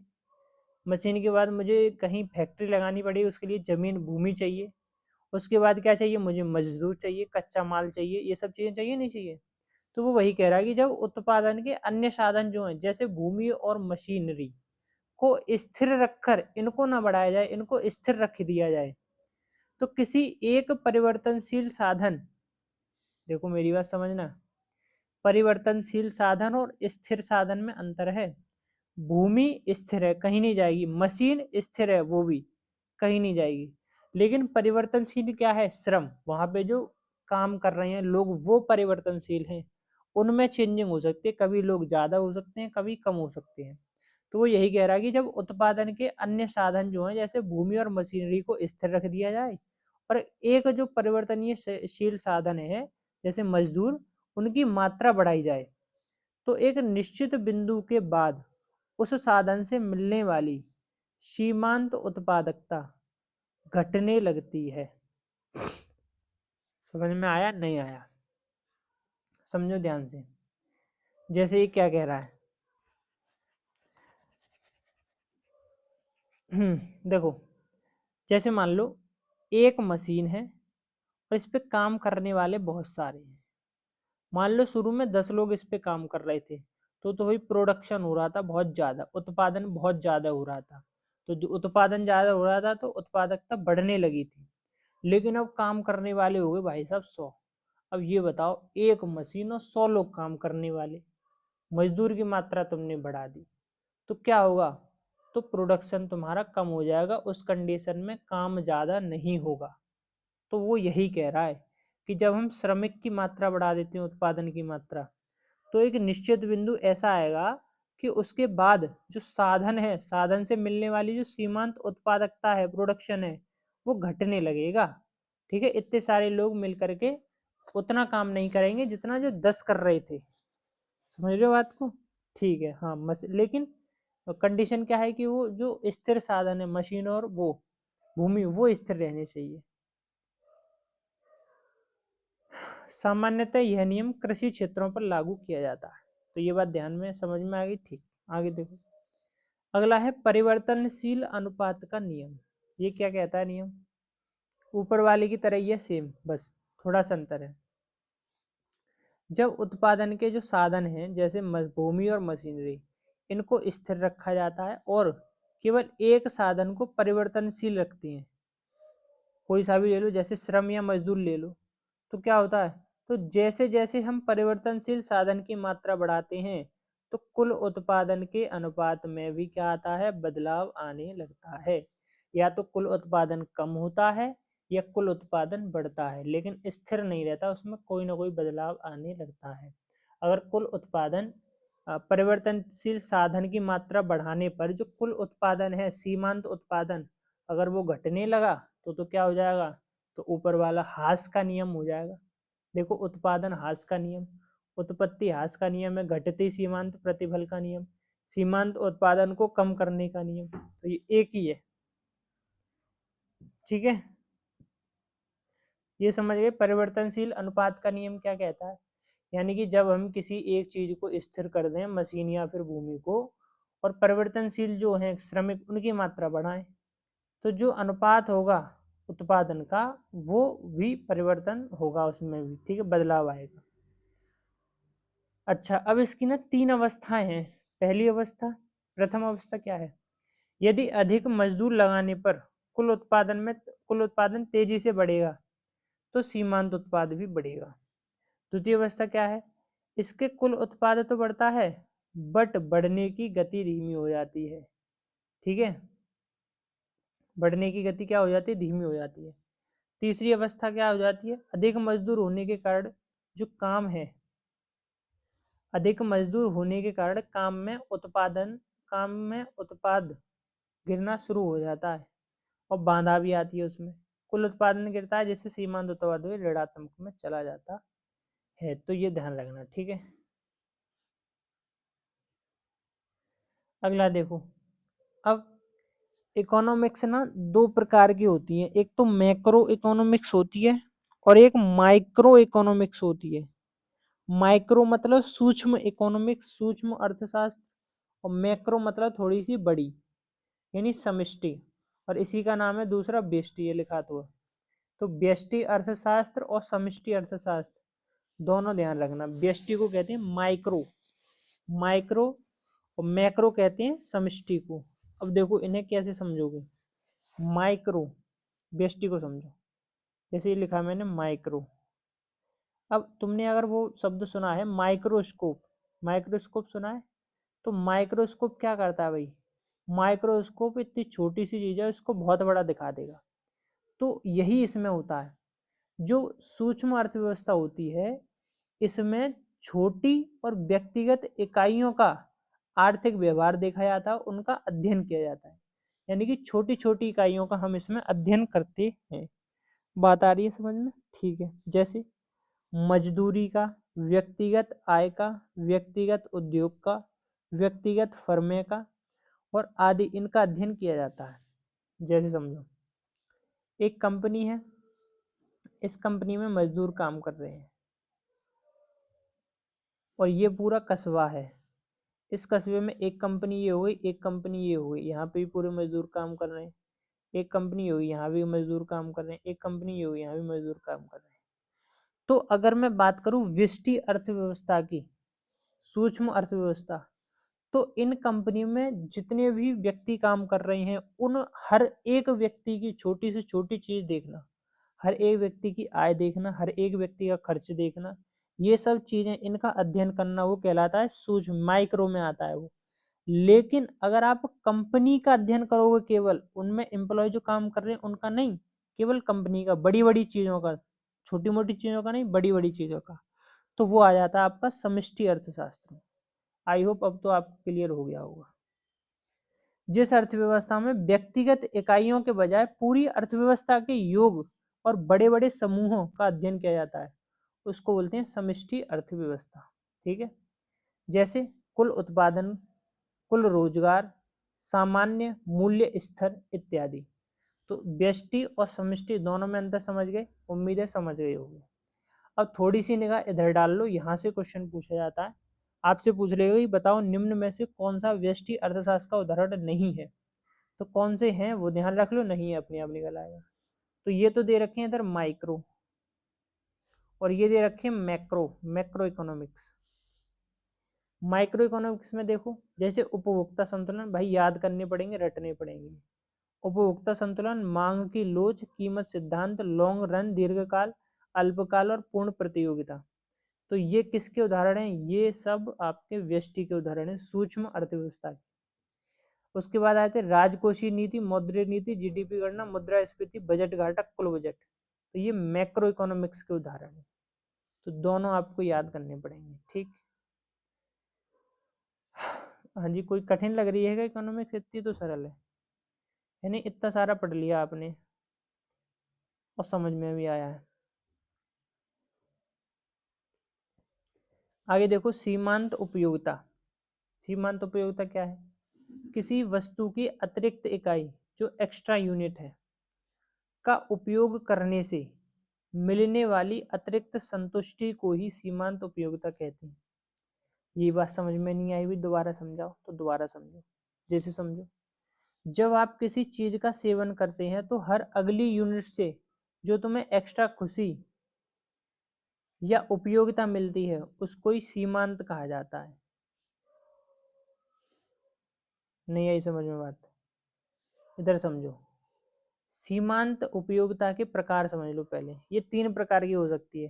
मतलब सीमांत का मतलब ऐसा है, तुमने कोई चीज का सेवन किया, यानी कोई चीज खाई तुमने, तो खाने से जो संतुष्टि मिलेगी तुम्हें, उसी को कहते हैं सीमांत। अब जैसे मान लो तुमने एक रसगुल्ला खाया, और एक रसगुल्ला खाने के बाद जो अगला एक्स्ट्रा रसगुल्ला है नेक्स्ट वाला, और तुम सोच रहे हो इसको खा लो तो और आनंद आ जाए, तो उसको खाने से जो संतुष्टि मिलेगी उसको सीमांत कहते हैं। ठीक है, तो वही है सीमांत उपयोगिता।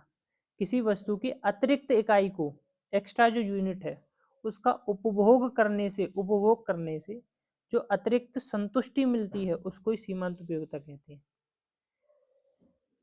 ये 3 टाइप की हो सकती है, एक तो पॉजिटिव, एक तो शून्य और एक नेगेटिव। धनात्मक कब होगी? जब अतिरिक्त इकाई खाने से संतुष्टि बढ़ती है, यानी कि तुमने एक रसगुल्ला खा लिया, अब मन कर रहा है एक और खा लो, तो ये धनात्मक है। शून्य कब होगी? जब पेट तुम्हारा पूरी तरह भर जाए, अतिरिक्त इकाई से कोई खुशी ना मिले। समझ रहे हो बात को? ऋणात्मक कब होगी? जब तुम जो है वस्तु का उपभोग फायदा के बजाय नुकसान, अब तुमने ज्यादा ही भी रसगुल्ले खा लिए और वो तुम्हें कर गई नुकसान, तो ये ऋणात्मक में मामला चला जाएगा। ठीक है, जब सीमांत उपयोगिता शून्य हो जाती है तो कुल उपयोगिता अधिकतम हो जाती है। इसका क्या मतलब है? जब सीमांत उपयोगिता शून्य हो, सीमांत उपयोगिता क्या हो? जीरो। ठीक है, शून्य हो तो कुल उपयोगिता क्या होगी? वो अधिकतम हो जाएगी। यानी कि अगर देख लो, सीमांत उपयोगिता अगर 0 है तो इसका मतलब तुम्हारा पेट मैक्सिमम भर चुका है, अधिकतम भर चुका है, तो उपयोगिता क्या है? अधिकतम है। तो वही कह रहा है। ऐसे ही अगला पॉइंट आता है आपका द्विक्षेत्र अर्थव्यवस्था। अब ये क्या होती है भाई द्विक्षेत्र अर्थव्यवस्था? समझो, बहुत ही अच्छी है। यह एक मॉडल है जो अर्थव्यवस्था के भीतर पैसा और संसाधन कैसे घूमता है इसके बारे में ये बताता है। कौन सा? द्विक्षेत्र। द्विक्षेत्र में कौन कौन से 2 क्षेत्र आते हैं? एक तो तुम्हारा परिवार क्षेत्र आता है और एक फर्म क्षेत्र आता है। तो ध्यान रखना, द्विक्षेत्र अर्थव्यवस्था क्या बताती है कि जो अर्थव्यवस्था है उसके अंदर पैसा और संसाधन, यानी कि देखो पैसा और संसाधन, संसाधन मतलब जहां से पैसा क्रिएट किया जाता है वो, और पैसा कैसे घूमता है वो दिखाती है ये। इसमें दो क्षेत्र आते हैं, एक परिवार क्षेत्र और एक फर्म या उत्पादक क्षेत्र। परिवार क्षेत्र मतलब जैसे कैसे, जैसे श्रम, भूमि, पूंजी, पूंजी का मालिक जो अपने वस्तुओं और सेवाओं का उपभोग करता है उसको परिवार क्षेत्र कहते हैं। फर्म क्षेत्र में कौन कौन से, यह क्षेत्र वस्तुओं और सेवाओं का उत्पादन करता है और इसके बदले में परिवारों को भुगतान करता है। अब तुम नहीं समझोगे इसको बिल्कुल, अब देखो मैं बताता हूँ। परिवार क्षेत्र में क्या है, जैसे परिवार क्षेत्र में आ जाती है भूमि। मान लो मेरे पास 5 बीघा जमीन है और मैंने वो 5 बीघा जमीन एक कंपनी को दे दी। एक कंपनी को देने के बाद में अब मैं तो आ गया उसमें परिवार क्षेत्र में, लेकिन जिस कंपनी ने वो जमीन ली उस कंपनी ने उस जमीन पर कुछ खाने पीने की चीजें क्या किए, खाने पीने की चीजें पैदा करी।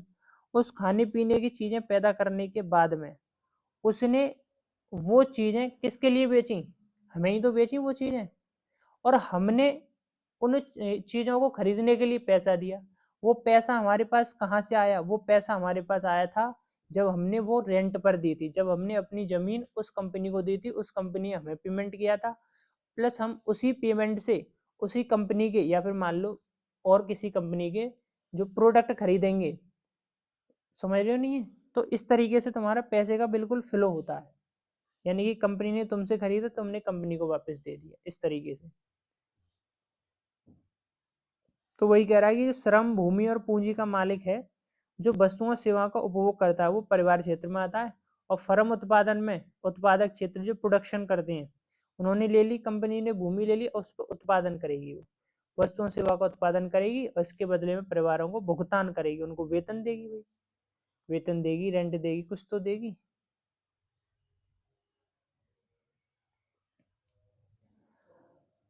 अगला टॉपिक है आपका आय का चक्रीय प्रभाव। प्रभाव नहीं, प्रवाह। आय का चक्रीय प्रवाह क्या होता है, जैसे देखो ऊपर समझाया था ना मैंने, उसी की तरह है ये।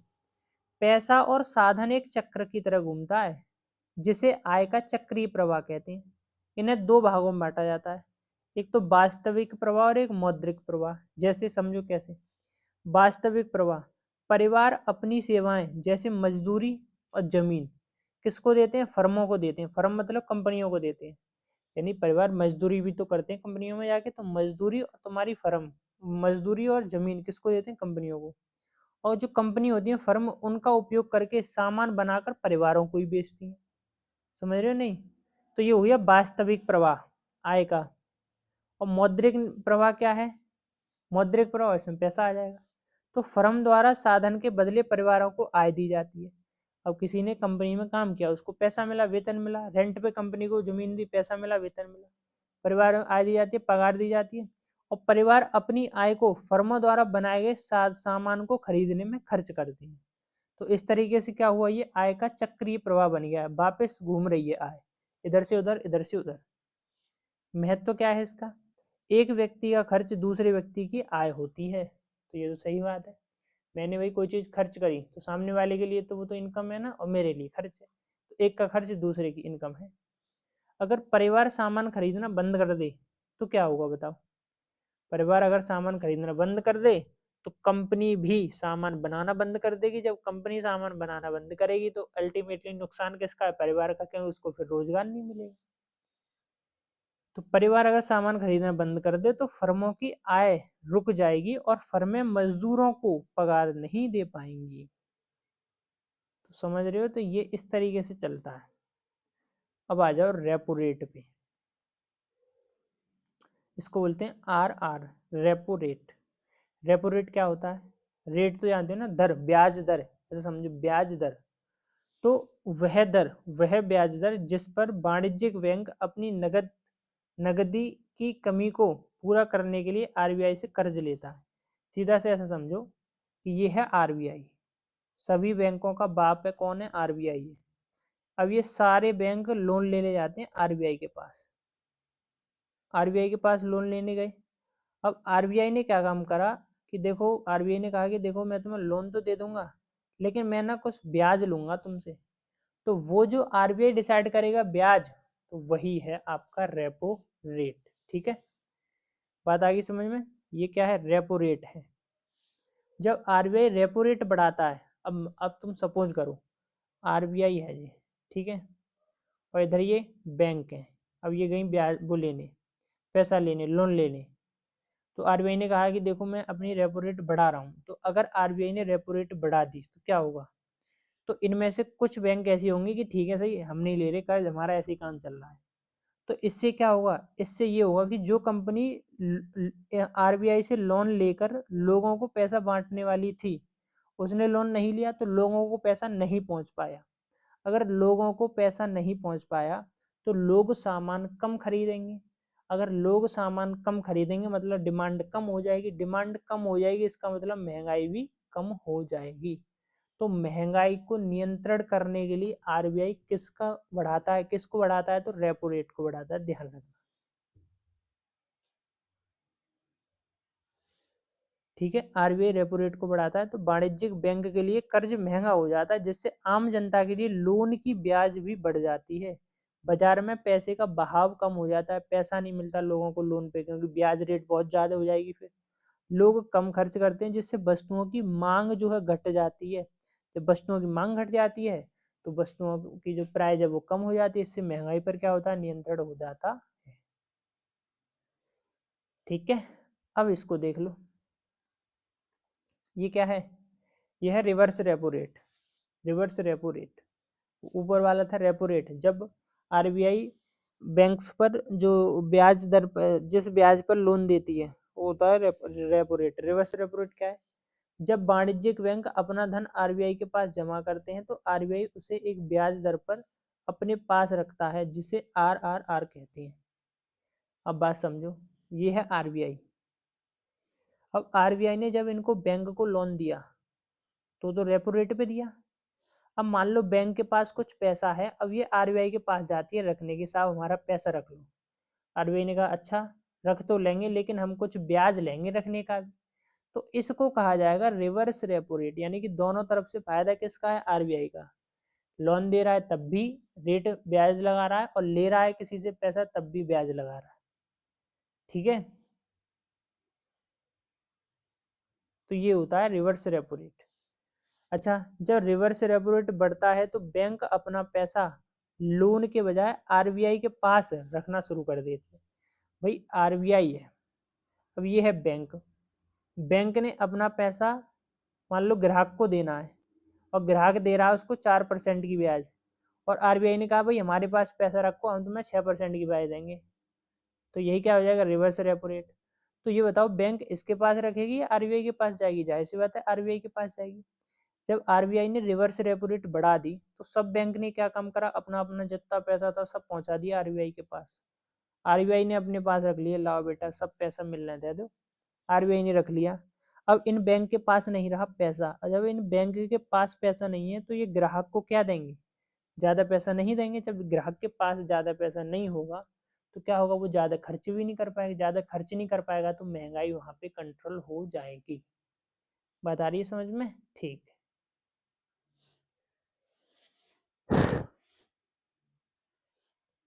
तो आरआर बढ़ता है तो क्या होगा? तो महंगाई भी कम होती है, ध्यान रखना। ठीक है, महंगाई को नियंत्रण करने के लिए तो या तो वो आरआर को बढ़ा दे आरबीआई, या आरआरआर ट्रिपल आर को बढ़ा दे। ठीक है, दोनों से महंगाई भी कंट्रोल हो सकता है। अब आ गया CRR। इसको बोलते हैं cash reserve ratio. Cash reserve ratio का मतलब नकद आरक्षी अनुपात। ये क्या होता है?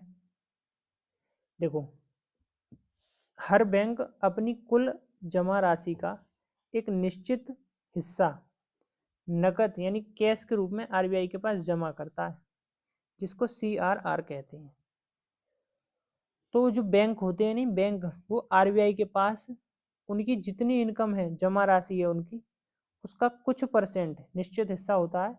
तो वो उन्हें आरबीआई के पास जमा करके रखना पड़ता है। ठीक है, बैंक को, ताकि अगर कल परसों तुम भाग भी जाओ तो आरबीआई उन पैसे से जो लोग थे उनके पैसे निकाल सके। ठीक है, तो इस तरीके से तो उसको बोलते हैं CRR, कैश रिजर्व रेशियो। वो पैसा, वो संपत्ति जो आरबीआई अपने पास रखता है बैंकों से लेकर, ठीक है, अपने पास जमा करवाता है। एक होता है SLR। SLR क्या होता है? देखो, CRR तो रहता है RBI के पास जमा, लेकिन SLR स्टेचुटरी लिक्विडिटी रेशियो ये रहता है बैंक के पास जमा होके, यानी कि बैंक अपने पास ही इसको सुरक्षित रख लेती है ताकि भविष्य में काम दे। बैंक को अपनी कुल जमा राशि का एक निश्चित अनुपात अपने पास ही सुरक्षित रखा जाता है, जो सोना या सरकारी बॉन्ड के रूप में हो सकता है। यह सुनिश्चित करता है कि बैंक अगर दिवालिया हो जाए तो बैंक दिवालिया ना हो, यानी कि उस बैंक के पास पैसा वैसा ही कोई कमी ना पड़े। तो SLR वो होता है जो बैंक अपने पास रखती है जमा राशि। ठीक है, तो यहाँ पे ये टर्मिनोलॉजी खत्म। अब थोड़ी सी वक्र पढ़ लेते हैं। कर्व, कर्व क्या होते हैं? तो कर्व से घबराना नहीं है, पीछे हमने अच्छे से पढ़ा था नहीं सारी चीजें, अब कर्व भी देख लेंगे।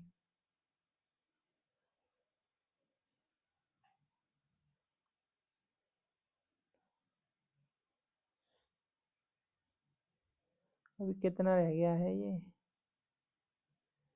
कर्व भी बहुत सारे हैं।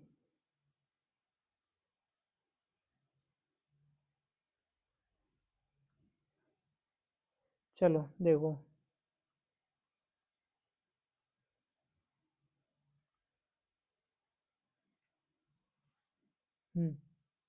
आगे है पहला कर्व है औसत स्थिर लागत वक्र, इसी को बोलते हैं AFC, average fixed cost curve. ये क्या होता है? देखो, उत्पादन की हर एक यूनिट पर आने वाली स्थिर लागत को औसत स्थिर लागत कहते हैं। ये क्या कह दिया सर? ये समझ में ही नहीं आया। देखो, ये कह रहा है कि जो उत्पादन की हर एक यूनिट पर जो स्थिर लागत आएगी, स्थिर लागत कौन सी? एक होती है स्थिर लागत और एक होती है परिवर्तनशील लागत। स्थिर लागत कौन सी होती है? जैसे मान लो मुझे कोई प्रोडक्शन करना है, तो मैंने किसी से रेंट पे वो ली, जमीन ली, और उसका रेंट है मान लो 10,000। तो अब जो 10,000 है वो रहना तो 10,000 ही है ना, अब बढ़ेगा तो है नहीं। हाँ, वो बात मतलब 2-3 साल बाद बढ़ेगा, लेकिन बीच में नहीं बढ़ेगा। लेकिन जो तुम्हारा मजदूर हो गया, ये श्रमिक हो गए, ये तुम्हारे परिवर्तनशील है, ये परिवर्तित होते रहते, कभी ज्यादा कभी कम। लेकिन इसमें बात कर रहा है केवल औसत स्थिर लागत वक्र की। तो स्थिर लागत वक्र में ध्यान रखना, हम स्थिर चीजों की ही लागत निकालेंगे। समझ रहे हो नहीं? मैंने मान लो 10,000 रुपए की क्या काम करा, 10,000 रुपए की रेंट पे हमने कोई बोली जमीन, ठीक है, प्रोडक्शन के लिए, उत्पादन के लिए। अब हमने एक उत्पादन किया, कितना उत्पादन किया? एक उत्पादन किया। तो अब बताओ मुझे, जो मेरा औसत स्थिर लागत है वो कितनी है? 10,000 है। ठीक है, अगर हमने दो उत्पादन किए, दो, तो ये कितनी हो जाएगी? ये हो जाएगी तुम्हारी 5,000। अगर हमने मान लो 3 उत्पादन किए तो 3 से डिवाइड कर दो। तो आप यहाँ पे ये एक चीज देख सकते हो कि जैसे जैसे मैं उत्पादन लागत बढ़ा रहा हूँ, वैसे वैसे मेरा औसत स्थिर लागत कम होती जा रही है। बात आ रही समझ में? नहीं आ रही? तो जैसे जैसे मैं उत्पादन बढ़ा रहा हूँ, उत्पादन की मात्रा, वैसे वैसे मेरी औसत स्थिर लागत क्या हो रही है? कम हो रही है। ठीक है, तो इसीलिए इसका कर्व जो होता है वो नीचे की तरफ ऐसे बनता है, इस तरीके से। ठीक है, तो इसी को कहते हैं हम, ये रेक्टेंगुलर हाइपरबोला आकार का होता है, आयताकार अति परवलय आकार होता है, AFC जो कर्व होता है। ठीक है, अच्छा, इसमें एक और चीज समझो, किराया जो है ना, किराया, ये तो स्थिर लागत है, लेकिन अगर मैं कह लूँ बिजली का बिल, तो ये भी बदलता रहता है। तो ये किस में आ जाएगा? ये परिवर्तनशील लागत में आ जाएगा। तो यहाँ पे लिखा है ना, कच्चा माल हो गया, श्रम हो गया, ये परिवर्तनशील लागत है, यानी बदलती रहती है, इन्हें स्थिर लागत नहीं कहेंगे। ठीक है, तो ये बात समझ में आई? तो ये होता है, ये कर्व है। अच्छा, इसमें एक बात समझो, AFC जो कर्व होता है ये कभी भी एक्स अक्ष को नहीं छुएगा, क्योंकि अगर इसको छू देता है तो स्थिर लागत जो है शून्य हो जाएगी, जो कि पॉसिबल नहीं है। क्या कह रही हो सर? जैसे मान लो ये कर्व है, अब इस कर्व ने ये एक्स अक्ष ऐसे छू दी, ये एक्स अक्ष है और ये वाई है, तो एक्स एक्स ऐसे छू दी इसने, छू दी तो क्या हुआ है, ये एक्स अक्ष पे ये जीरो हो गया। जीरो मतलब उत्पादन, उत्पादन क्या जीरो हो सकता है कभी, मुझे बताओ। यानी कि ये कॉस्ट जो है, ये कॉस्ट कॉस्ट कभी जीरो हो सकती है? आप कहोगे सर हो ही नहीं सकती जीरो कभी कॉस्ट, क्यों? क्योंकि आप कितना भी उत्पादन कर लो, कुछ ना कुछ तो औसत स्थिर लागत निकलेगी। मान लो 10,000 है, तो मैंने एक जोड़ी जूते बनाए, तो औसत AFC कितना आ गया, औसत स्थिर लागत 10,000। दो जोड़ी बनाए तो 5,000, तीन जोड़ी बनाऊंगा तो और कम आ जाएगा, चार जोड़ी और कम, पांच जोड़ी और कम, छह जोड़ी और कम, सात जोड़ी और कम। लेकिन कभी भी तुम देखोगे शून्य नहीं आएगा। इवन मैंने 10,000 जोड़ी भी बना दिए तब भी कितना आ जाएगा, एक आ जाएगा। और अगर मैं 10,000 से ज़्यादा कर दूंगा तो पॉइंट में आ जाएगा, लेकिन शून्य कभी भी नहीं आएगा। तो इसीलिए ये जो लाइन है ये कभी भी कहाँ टच नहीं करती है, ये नीचे एक्स एक्सिस पे टच नहीं करेगी, क्योंकि कुल स्थिर लागत कभी भी शून्य नहीं हो सकती। यहाँ पे एग्जाम्पल भी दे रखा है मैंने, कैसे देखो। मान लीजिए आपकी फैक्ट्री का किराया है 1,000 रुपये, कुल स्थिर लागत कितनी हो जाएगी, तो 1,000 हो जाएगी। अब अगर आप एक यूनिट बनाते हैं, मान लो एक यूनिट कुछ भी बनाते हैं, एक यूनिट बनाते हैं, तो AFC औसत स्थिर लागत कितनी है तुम्हारी, 1,000/1, तो 1,000 आ जाएगी। अगर आप 2 यूनिट बनाते हैं तो 1,000/2 500 आ जाएगी। 3 यूनिट बनाते हैं तो 1,000/3 333.3 आ जाएगी। तो इस तरीके से आप देख सकते हो कि जैसे जैसे उत्पादन बढ़ रहा है वैसे वैसे औसत स्थिर लागत कम हो रही है। तो ये बात आ गई समझ में, ठीक है। तो आपने देखा कि जैसे जैसे आप उत्पादन की मात्रा बढ़ाते हैं तो प्रति इकाई औसत लागत कम होने लगती है। आगे देखो, आगे क्या है, आगे है तुम्हारा औसत परिवर्तनशील लागत। अब ऊपर वाले में तो औसत स्थिर लागत थी, इसमें है औसत परिवर्तनशील लागत। परिवर्तनशील लागत, इसमें परिवर्तनशील वाले भी तथ्य हम काउंट कर लेंगे। जैसे कौन कौन से थे, जैसे कच्चा माल परिवर्तन होता रहता है इसके प्राइस में, कभी ज़्यादा कभी लो, कभी कम कभी ज़्यादा। मजदूर चेंज होते रहते हैं, बदलते रहते हैं, बिजली का बिल बदलता रहता है, तो अब हम इनको इंक्लूड करेंगे, ठीक है। तो उसको बोलते हैं ABC, यानी कि औसत variable cost, average variable cost, औसत परिवर्तनशील लागत। उत्पादन की हर एक इकाई को बनाने में जो परिवर्तनशील लागत आती है उसको औसत परिवर्तनशील लागत कहते हैं। फॉर्मूला ये है, टोटल कुल उत्पादन, यानी कि कुल उत्पादन और उत्पादन, ठीक है, कुल परिवर्तनशील लागत बट्टे उत्पादन की कुल मात्रा। तो ये ABC है। अब इसका ग्राफ देखो कैसे जाता है, यह यू आकार का ग्राफ दर्शाता है। ये देखो यू आकार का ग्राफ है। ये शुरू में उत्पादन बढ़ने पर यह गिरता है और एक न्यूनतम बिंदु पर पहुंचने के बाद यह फिर से बढ़ने लगता है। यह हमेशा ATC यानी कि औसत कुल लागत से कम होता है। तो औसत कुल लागत कैसे निकालोगे, देखो तीन चीज है यहाँ पे समझो। एक तो औसत कुल लागत, और एक क्या है, एक है औसत स्थिर लागत, और एक है तुम्हारी औसत परिवर्तनशील लागत, ठीक है। तो औसत कुल जो लागत है वो इन दोनों से तो ज्यादा ही होगी, चाहे इससे कंपैरिजन कर लो इससे कर लो। तो वही कह रहा है कि ABC जो है ATC से हमेशा ज्यादा होता है, वो सॉरी कम होता है। ABC हमेशा ATC से कम होगा, यानी ATC क्या होगा, वो ज्यादा होगा, ठीक है। अब ये ABC कर्व है, ABC का मतलब औसत वेरिएबल परिवर्तनशील लागत, ठीक है। तो जैसे जैसे तुम्हारी जो है परिवर्तनशील लागत बढ़ेगी, यानी उत्पादन की मात्रा बढ़ेगी, वैसे वैसे जो औसत परिवर्तनशील लागत है वो क्या होगी, वो कम होती हुई चली जाएगी, ठीक है। ऊपर वाले की तरह ही सेम है, आप उसमें देख लेना। तो ये दोनों कर्व आ गए समझ में। अब आ जाओ लाफर कर्व पे, 4 पेज और रह गए, इसके बाद ये सेशन एंड है। लाफर कर्व क्या होता है, देखो यह जो वक्र होता है ये टैक्स रेट और टैक्स रेवेन्यू इन दोनों के भी संबंध दिखाता है। तो टैक्स रेट जो कर की दर है और कर का जो राजस्व है, इनके भी संबंध कौन दिखाता है, लाफर। लाफर कौन दिखाता है, लाफर, लाफर कर्व।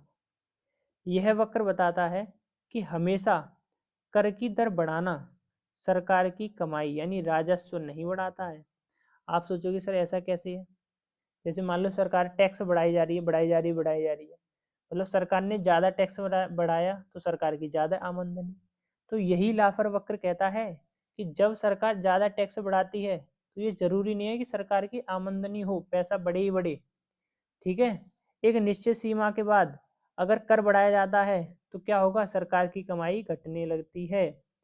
यह उल्टे यू आकार का होता है, ऐसे देखो ये उल्टे यू आकार का होता है। ठीक है, अच्छा सर ये बताओ, अगर सरकार टैक्स बढ़ाती है तो सरकार की कमाई कैसे घटेगी ये बता दो तुम। देखो ऐसे घटेगी, मान लो सरकार ने टैक्स लगाया 50% किसी भी चीज़ पे, तो कोई नहीं, जनता पे कर रही है 50%, सरकार ने टैक्स बढ़ा कर 60, फिर भी जनता पे कर रही है, 100 कर दिया फिर भी कर रही है, 200 कर दिया फिर भी कर दिया, अब सरकार ने टैक्स रेट बढ़ा दिया भाई साहब 500% टैक्स रेट। तो अब जनता क्या करेगी, 500% भरने की बजाय वो ये देखेगी कि टैक्स टैक्स को चोरी कैसे किया जाए। समझ नहीं, तो टैक्स जो चोरी करेगी, टैक्स से बचने का इंतजाम देखेगी, तो उससे क्या होगा, उससे सरकार और घाटे में चली जाएगी, या फिर किसी काम का करने का उत्साह खो देती है, जिससे सरकार को राजस्व घाटे में। या फिर मान लो, तो फिर क्या होगी, जनता फिर काम में इंटरेस्ट ही नहीं लेगी, अगर उसको पता ही है भाई मेरी इनकम जो है सारा टैक्स में जा रही है तो मैं क्यों कमाऊंगा। तो फिर जनता इंटरेस्ट ही लेगी, इंटरेस्ट नहीं लेगी तो उस सरकार का जो राजस्व घाटा है उसमें क्या आएगी, उसमें कमी आएगी। तो ये बात ध्यान रखना, ठीक है। तो लाफर कर्व जो क्या होता है, टैक्स रेट और टैक्स रेवेन्यू के बीच में संबंध दिखाता है, और ये उल्टे यू आकार का होता है। यू आकार का कौन सा होता है बताओ, ABC कर्व, औसत परिवर्तनशील लागत कर्व। ठीक है, आगे देखो, फिर आगे सा फिलिप्स वक्र। फिलिप्स, ये क्या कहता है भाई, फिलिप्स वक्र, इसके अनुसार जो मुद्रास्फीति है और बेरोजगारी एक दूसरे के विपरीत होती है। यानी कि मुद्रास्फीति और बेरोजगारी, मुद्रास्फीति जानते हो ना, सिंपल सा समझो, सीधी सी महंगाई। तो महंगाई और बेरोजगारी एक दूसरे के विपरीत होती हैं।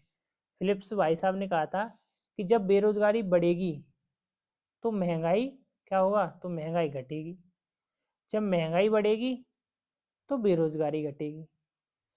ये क्या है सर, थोड़ा समझा दो तो समझो इसको। यदि मुद्रास्फीति यानी महंगाई बढ़ती है तो बेरोजगारी कम होगी, और महंगाई घटती है तो बेरोजगारी ज़्यादा होगी। देखो जब बाजार में मांग बढ़ती है तो वस्तु की कीमत या महंगाई बढ़ जाती है, जिससे कंपनी को उत्पादन बढ़ाने के लिए अधिक श्रमिक की जरूरत पड़ती है, तो बेरोजगारी घटती है। समझे नहीं समझे? जैसे मान लो किसी भी चीज़ की डिमांड एकदम से बढ़ गई, मान लो फोन, आईफोन की डिमांड एकदम से बढ़ जाए, तो आईफोन की डिमांड अगर बढ़ी तो कंपनी क्या करेगी, आईफोन का प्रोडक्शन ज़्यादा कर देगी। प्रोडक्शन ज़्यादा करेगी तो उसको ज़्यादा श्रमिक, ज़्यादा मजदूर चाहिए, फिर ज़्यादा मजदूर चाहिए तो बेरोजगारी वहाँ कम हो जाएगी। ठीक है, अच्छा, मुद्रास्फीति महंगाई को मापने के लिए दो चीज़ें यूज होती हैं, एक तो CPI और एक WPI।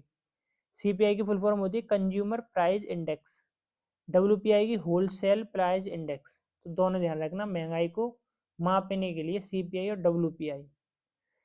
अच्छा, ये है तुम्हारा फिलिप्स कर्व, यानी कि इधर मुद्रास्फीति है, इधर बेरोजगारी है। ठीक है, तो ये ऊपर वाले की तरह ही है। कौन से वाले की तरह बताओ, ये कौन से वाले की तरह है, ये रहा, ये दिख रहा है तुम्हें, औसत स्थिर लागत वक्र इसकी तरह ही है ये। ठीक है, ये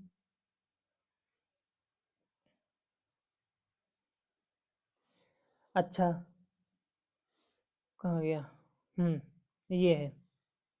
तो फिलिप्स भाई साहब ने क्या कहा था कि महंगाई और तुम्हारा मुद्रास्फीति और बेरोजगारी दोनों एक दूसरे के विपरीत होती हैं, महंगाई बढ़ेगी मुद्रास्फीति कम, मुद्रास्फीति बढ़ेगी महंगाई कम। लेकिन ये इनका वक्र फेल हो गया।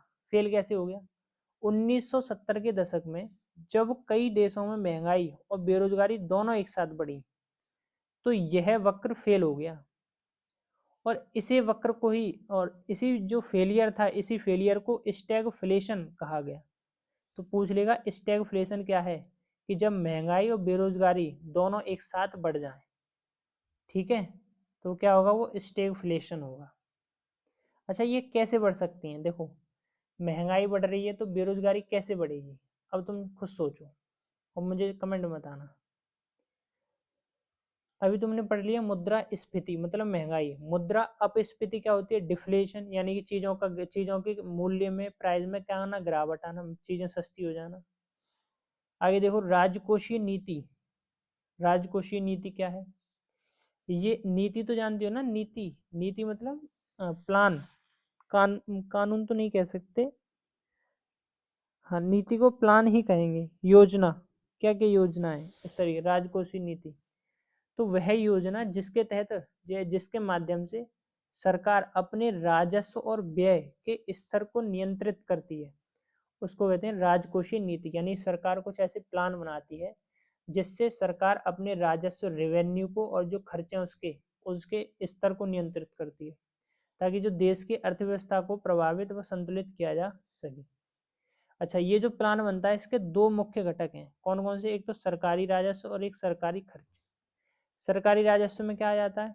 सरकारी राजस्व में सरकार जो टैक्स के जरिए पैसा इकट्ठा करती है वो सरकारी राजस्व में आ जाता है। सरकारी खर्च में क्या आता है? सरकारी खर्च में जो पेंशन वगैरह होती है, पेंशन वगैरह ये सरकारी खर्च में ही आ जाते हैं। ठीक है, अगला देखो बैंक दर और रेपो रेट। अच्छा, अभी हमने रेपो रेट पढ़ा था नहीं? रेपो रेट, रेपो रेट की तरह होता है एक बैंक रेट। बैंक रेट दोनों सेम है, अंतर सिर्फ थोड़ा सा है कि रेपो रेट जो है बहुत ही शॉर्ट शॉर्ट टाइम के लिए दिया जाता है, शॉर्ट समय के लिए, और ये लॉन्ग टाइम के लिए, यानी ये दीर्घकालिक है, दीर्घ समय के लिए है, और ये अल्प समय के लिए, अल्प समय के लिए। ये क्या है सर? यानी कि जो आर आर है, रेपो रेट, रेपो रेट जो आरबीआई है वो रेपो रेट पर रुपया केवल 14-15 दिनों तक ही देती है। ठीक है, 14-15 दिन तक, यानी कि अल्पकाल के लिए। लेकिन अगर आरबीआई को पैसा बहुत ज्यादा समय, लंबी समय अवधि के लिए देना पड़े तो उस रेट को कहा जाएगा फिर बैंक रेट। क्या कहा जाएगा? Bank rate. तो बैंक रेट दीर्घकालिक लोन है और रेपो रेट है अल्पकालिक लोन, 1 से 14 दिन के लिए।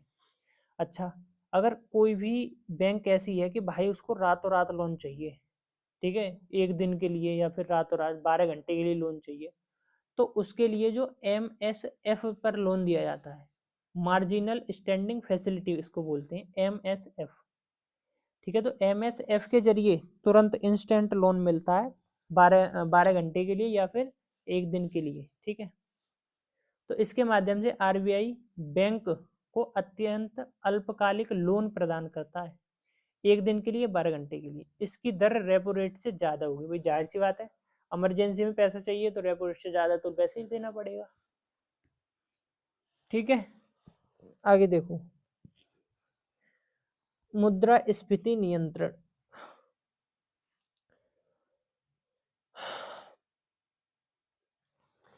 जब लोगों के पास अधिक धन हो जाता है तो वस्तुओं के दाम बढ़ते हैं, जिससे महंगाई बढ़ने लगती है। अब लोगों के पास धन ज्यादा हो गया, धन ज्यादा हो गया है तो वस्तुओं के दाम भी बढ़ेंगे। कैसे बढ़ेंगे? मान लो ये ए व्यक्ति है, ये बी व्यक्ति है।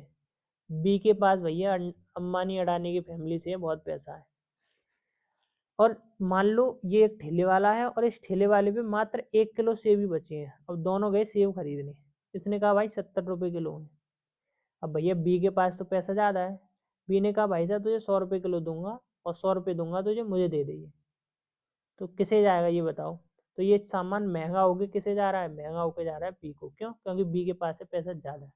अगर मैं बी के पास से पैसा कम कर दूं तो दोनों एक लेवल पे आ जाएंगे, तो चीज़ें ये क्या हो जाएगी, फिर चीज़ें उतनी रहेगी या फिर सस्ती हो जाएगी। ठीक है, तो इस तरीके से थोड़ा सा देख लो। अब पैसा कैसे कम से कर सकते हो लोगों पे? ये तो आरबीआई करेगी। आरबीआई क्या करेगी? अपनी जो उसकी आर आर है, CRR, SLR, बैंक दे, रेपो रेट, MSF, RRR, ये सब पढ़ लिए आपने। ठीक है, तो इन पर कंट्रोल करके आरबीआई जो है महंगाई पे नियंत्रण कर सकती है।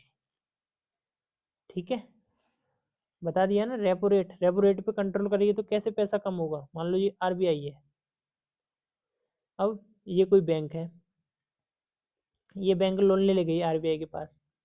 आरबीआई ने कहा देखो भाई, रेपो रेट पिछली बार थी 6%, अब हमने रेपो रेट बढ़ा के कर दिए 12%, अब चाहिए तो बताओ लोन। बैंक जो है वापस लौटा, इसने लोन नहीं लिया। जब इसने लोन नहीं लिया तो मतलब पैसा नहीं है इसके पास। अब पैसा नहीं है तो इसका मतलब क्या है, इसके पास जो भी ग्राहक आएगा उसको ये पैसा नहीं दे पाएगी।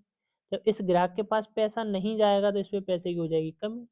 पैसे की जब कमी हो जाएगी तो बाजार में पैसे का प्रवाह हो जाएगा कम। तो बाजार में महंगाई क्या हो जाएगी, कम हो जाएगी ऑटोमेटिक। ठीक है जी, समझ में आ रहा है।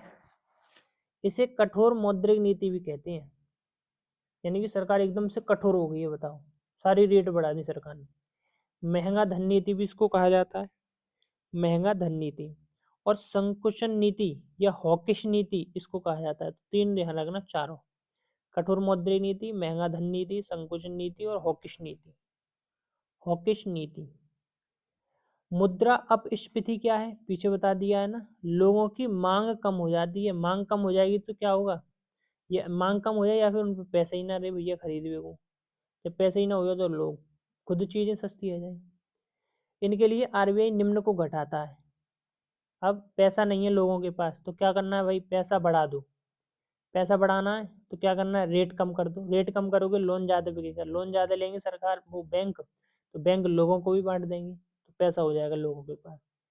ठीक है, तो CR SLR बैंक रेट ये इसको सब घटाना पड़ता है। इसी को कहते हैं नरम अवसर। अब आरबीआई क्या हो गई, नरम हो गई, नरम, बहुत ही दयालु हो गई, बहुत पैसा कम कर रही है। आसान धन नीति भी कहते हैं इसको, विस्तारवादी, भाई विस्तार कर रही है पैसे का सब वो आरबीआई। डोविश नीति भी इसको कहते हैं, डोविश। अच्छा एक ना उधर ही मैं भूल गया, एक ना इसमें ये होते हैं, देखो अर्थशास्त्र में तीन क्षेत्र होते हैं, प्राथमिक क्षेत्र, द्वितीयक क्षेत्र, तृतीयक क्षेत्र। प्राथमिक क्षेत्र में जितनी भी प्रकृति से रिलेटेड चीजें हैं, जैसे वन, कृषि, मछली, ये सब किस में आ जाएंगे, प्राथमिक क्षेत्र में। द्वितीयक क्षेत्र में इसमें निर्माण का कार्य होगा, मैन्युफैक्चरिंग का कार्य। जैसे मान लो गन्ना है, अब गन्ने से चीनी बननी है तो बनने के लिए फैक्ट्री में जाएगी, फैक्ट्री में विनिर्माण होगा, फिर चीनी का निर्माण होगा वहां पे। ठीक है, तो वो द्वितीय क्षेत्र में आ जाएगी। तृतीय क्षेत्र में ये सेवाओं से रिलेटेड है, सेवाओं जो जितनी भी सेवा से रिलेटेड जॉब है, ठीक है, वो इसी में आ जाएंगी तृतीय क्षेत्र में। इन्हीं को हम अलग अलग नाम से भी जानते हैं। प्राथमिक क्षेत्र को रेड कॉलर जॉब भी कह देते हैं, द्वितीय क्षेत्र में ब्लू कॉलर और तृतीय में white collar. Red blue white ऐसे ध्यान रखो, रेड ब्लू और व्हाइट, रेड ब्लू व्हाइट। ठीक है, तो ये वही लास्ट पेज है आपका। इसके बाद क्या खत्म, मांग वक्र देखो, डिमांड कर्व क्या है। तो डिमांड तो पीछे सबसे पहला तो ये था मांग का नियम, मांग बढ़ेगी तो क्या होगा, जब भी किसी वस्तु की कीमत बढ़ती है तो मांग घटती है, और कीमत घटती है तो मांग बढ़ती है। यानी मांग बढ़ेगी तो कीमत उसकी क्या होगा, वो कीमत घटेगी तो उसकी मांग बढ़ जाएगी। ठीक है, और ये इसका कर्व है, ये कर्व ध्यान रखना। ठीक है, ये प्राइस क्वांटिटी। आगे क्या है, सप्लाई कर्व। सप्लाई कर्व कैसा होता है, ये सप्लाई कर्व ऐसा होता है, यानी कि वस्तु की कीमत बढ़ती है तो विक्रेता क्या करता है, विक्रेता उसकी सप्लाई वही बढ़ा देता है। वस्तु की कीमत बढ़ने पे विक्रेता क्या करेगा, उसकी सप्लाई भी बढ़ा देगा। ठीक है, आगे देखो बाजार संतुलन क्या है, मार्केट बैलेंस। जहां मांग वक्र और आपूर्ति वक्र, जो डिमांड कर्व था, देखो डिमांड कर्व कैसा था, डिमांड कर्व ऐसा था, ये ऐसा था डिमांड कर्व, और जो आपूर्ति कर्व है वो कैसा है, वो ऐसा है।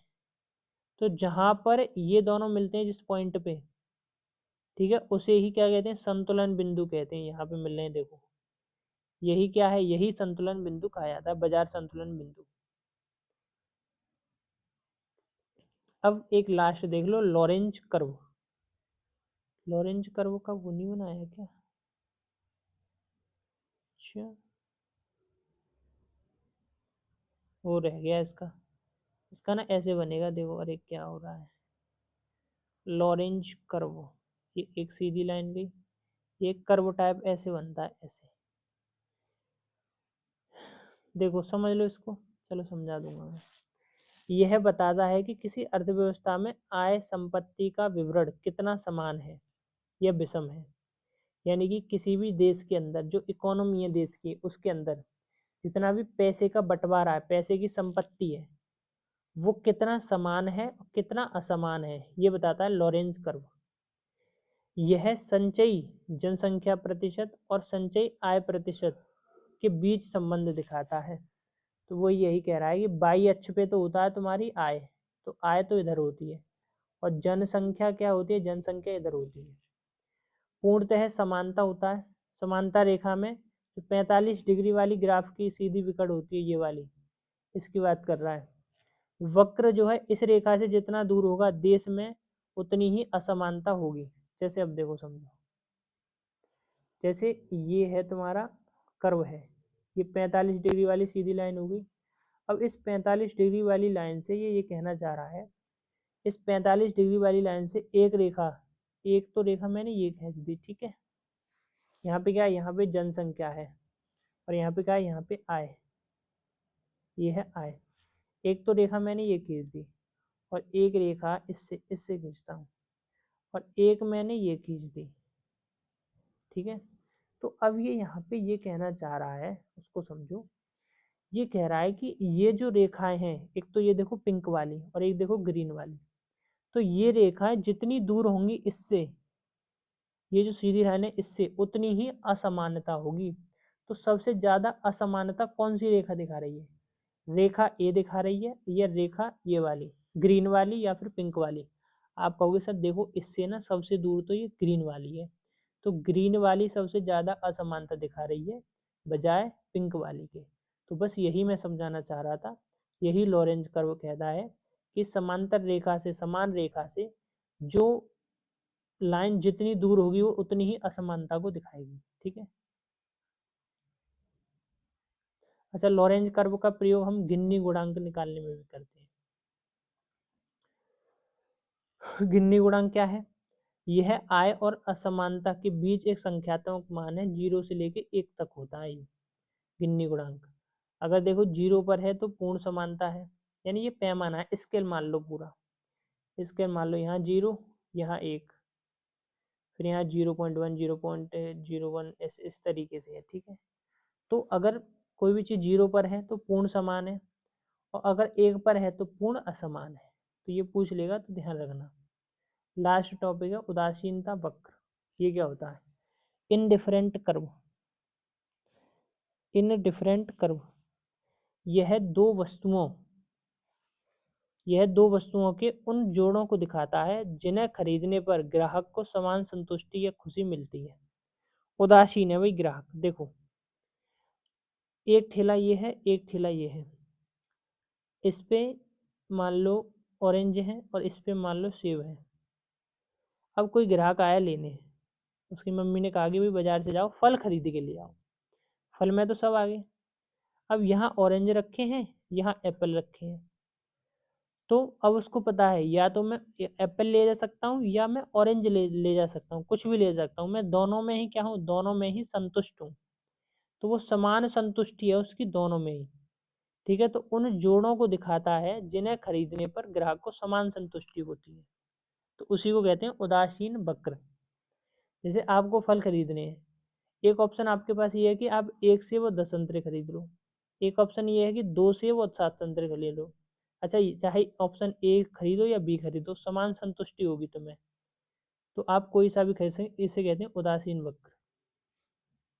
यदि आप इसमें संतुष्ट हैं कि दोनों में से कोई भी मिल जाए तो ये उदासीन वक्र को दिखाएगा।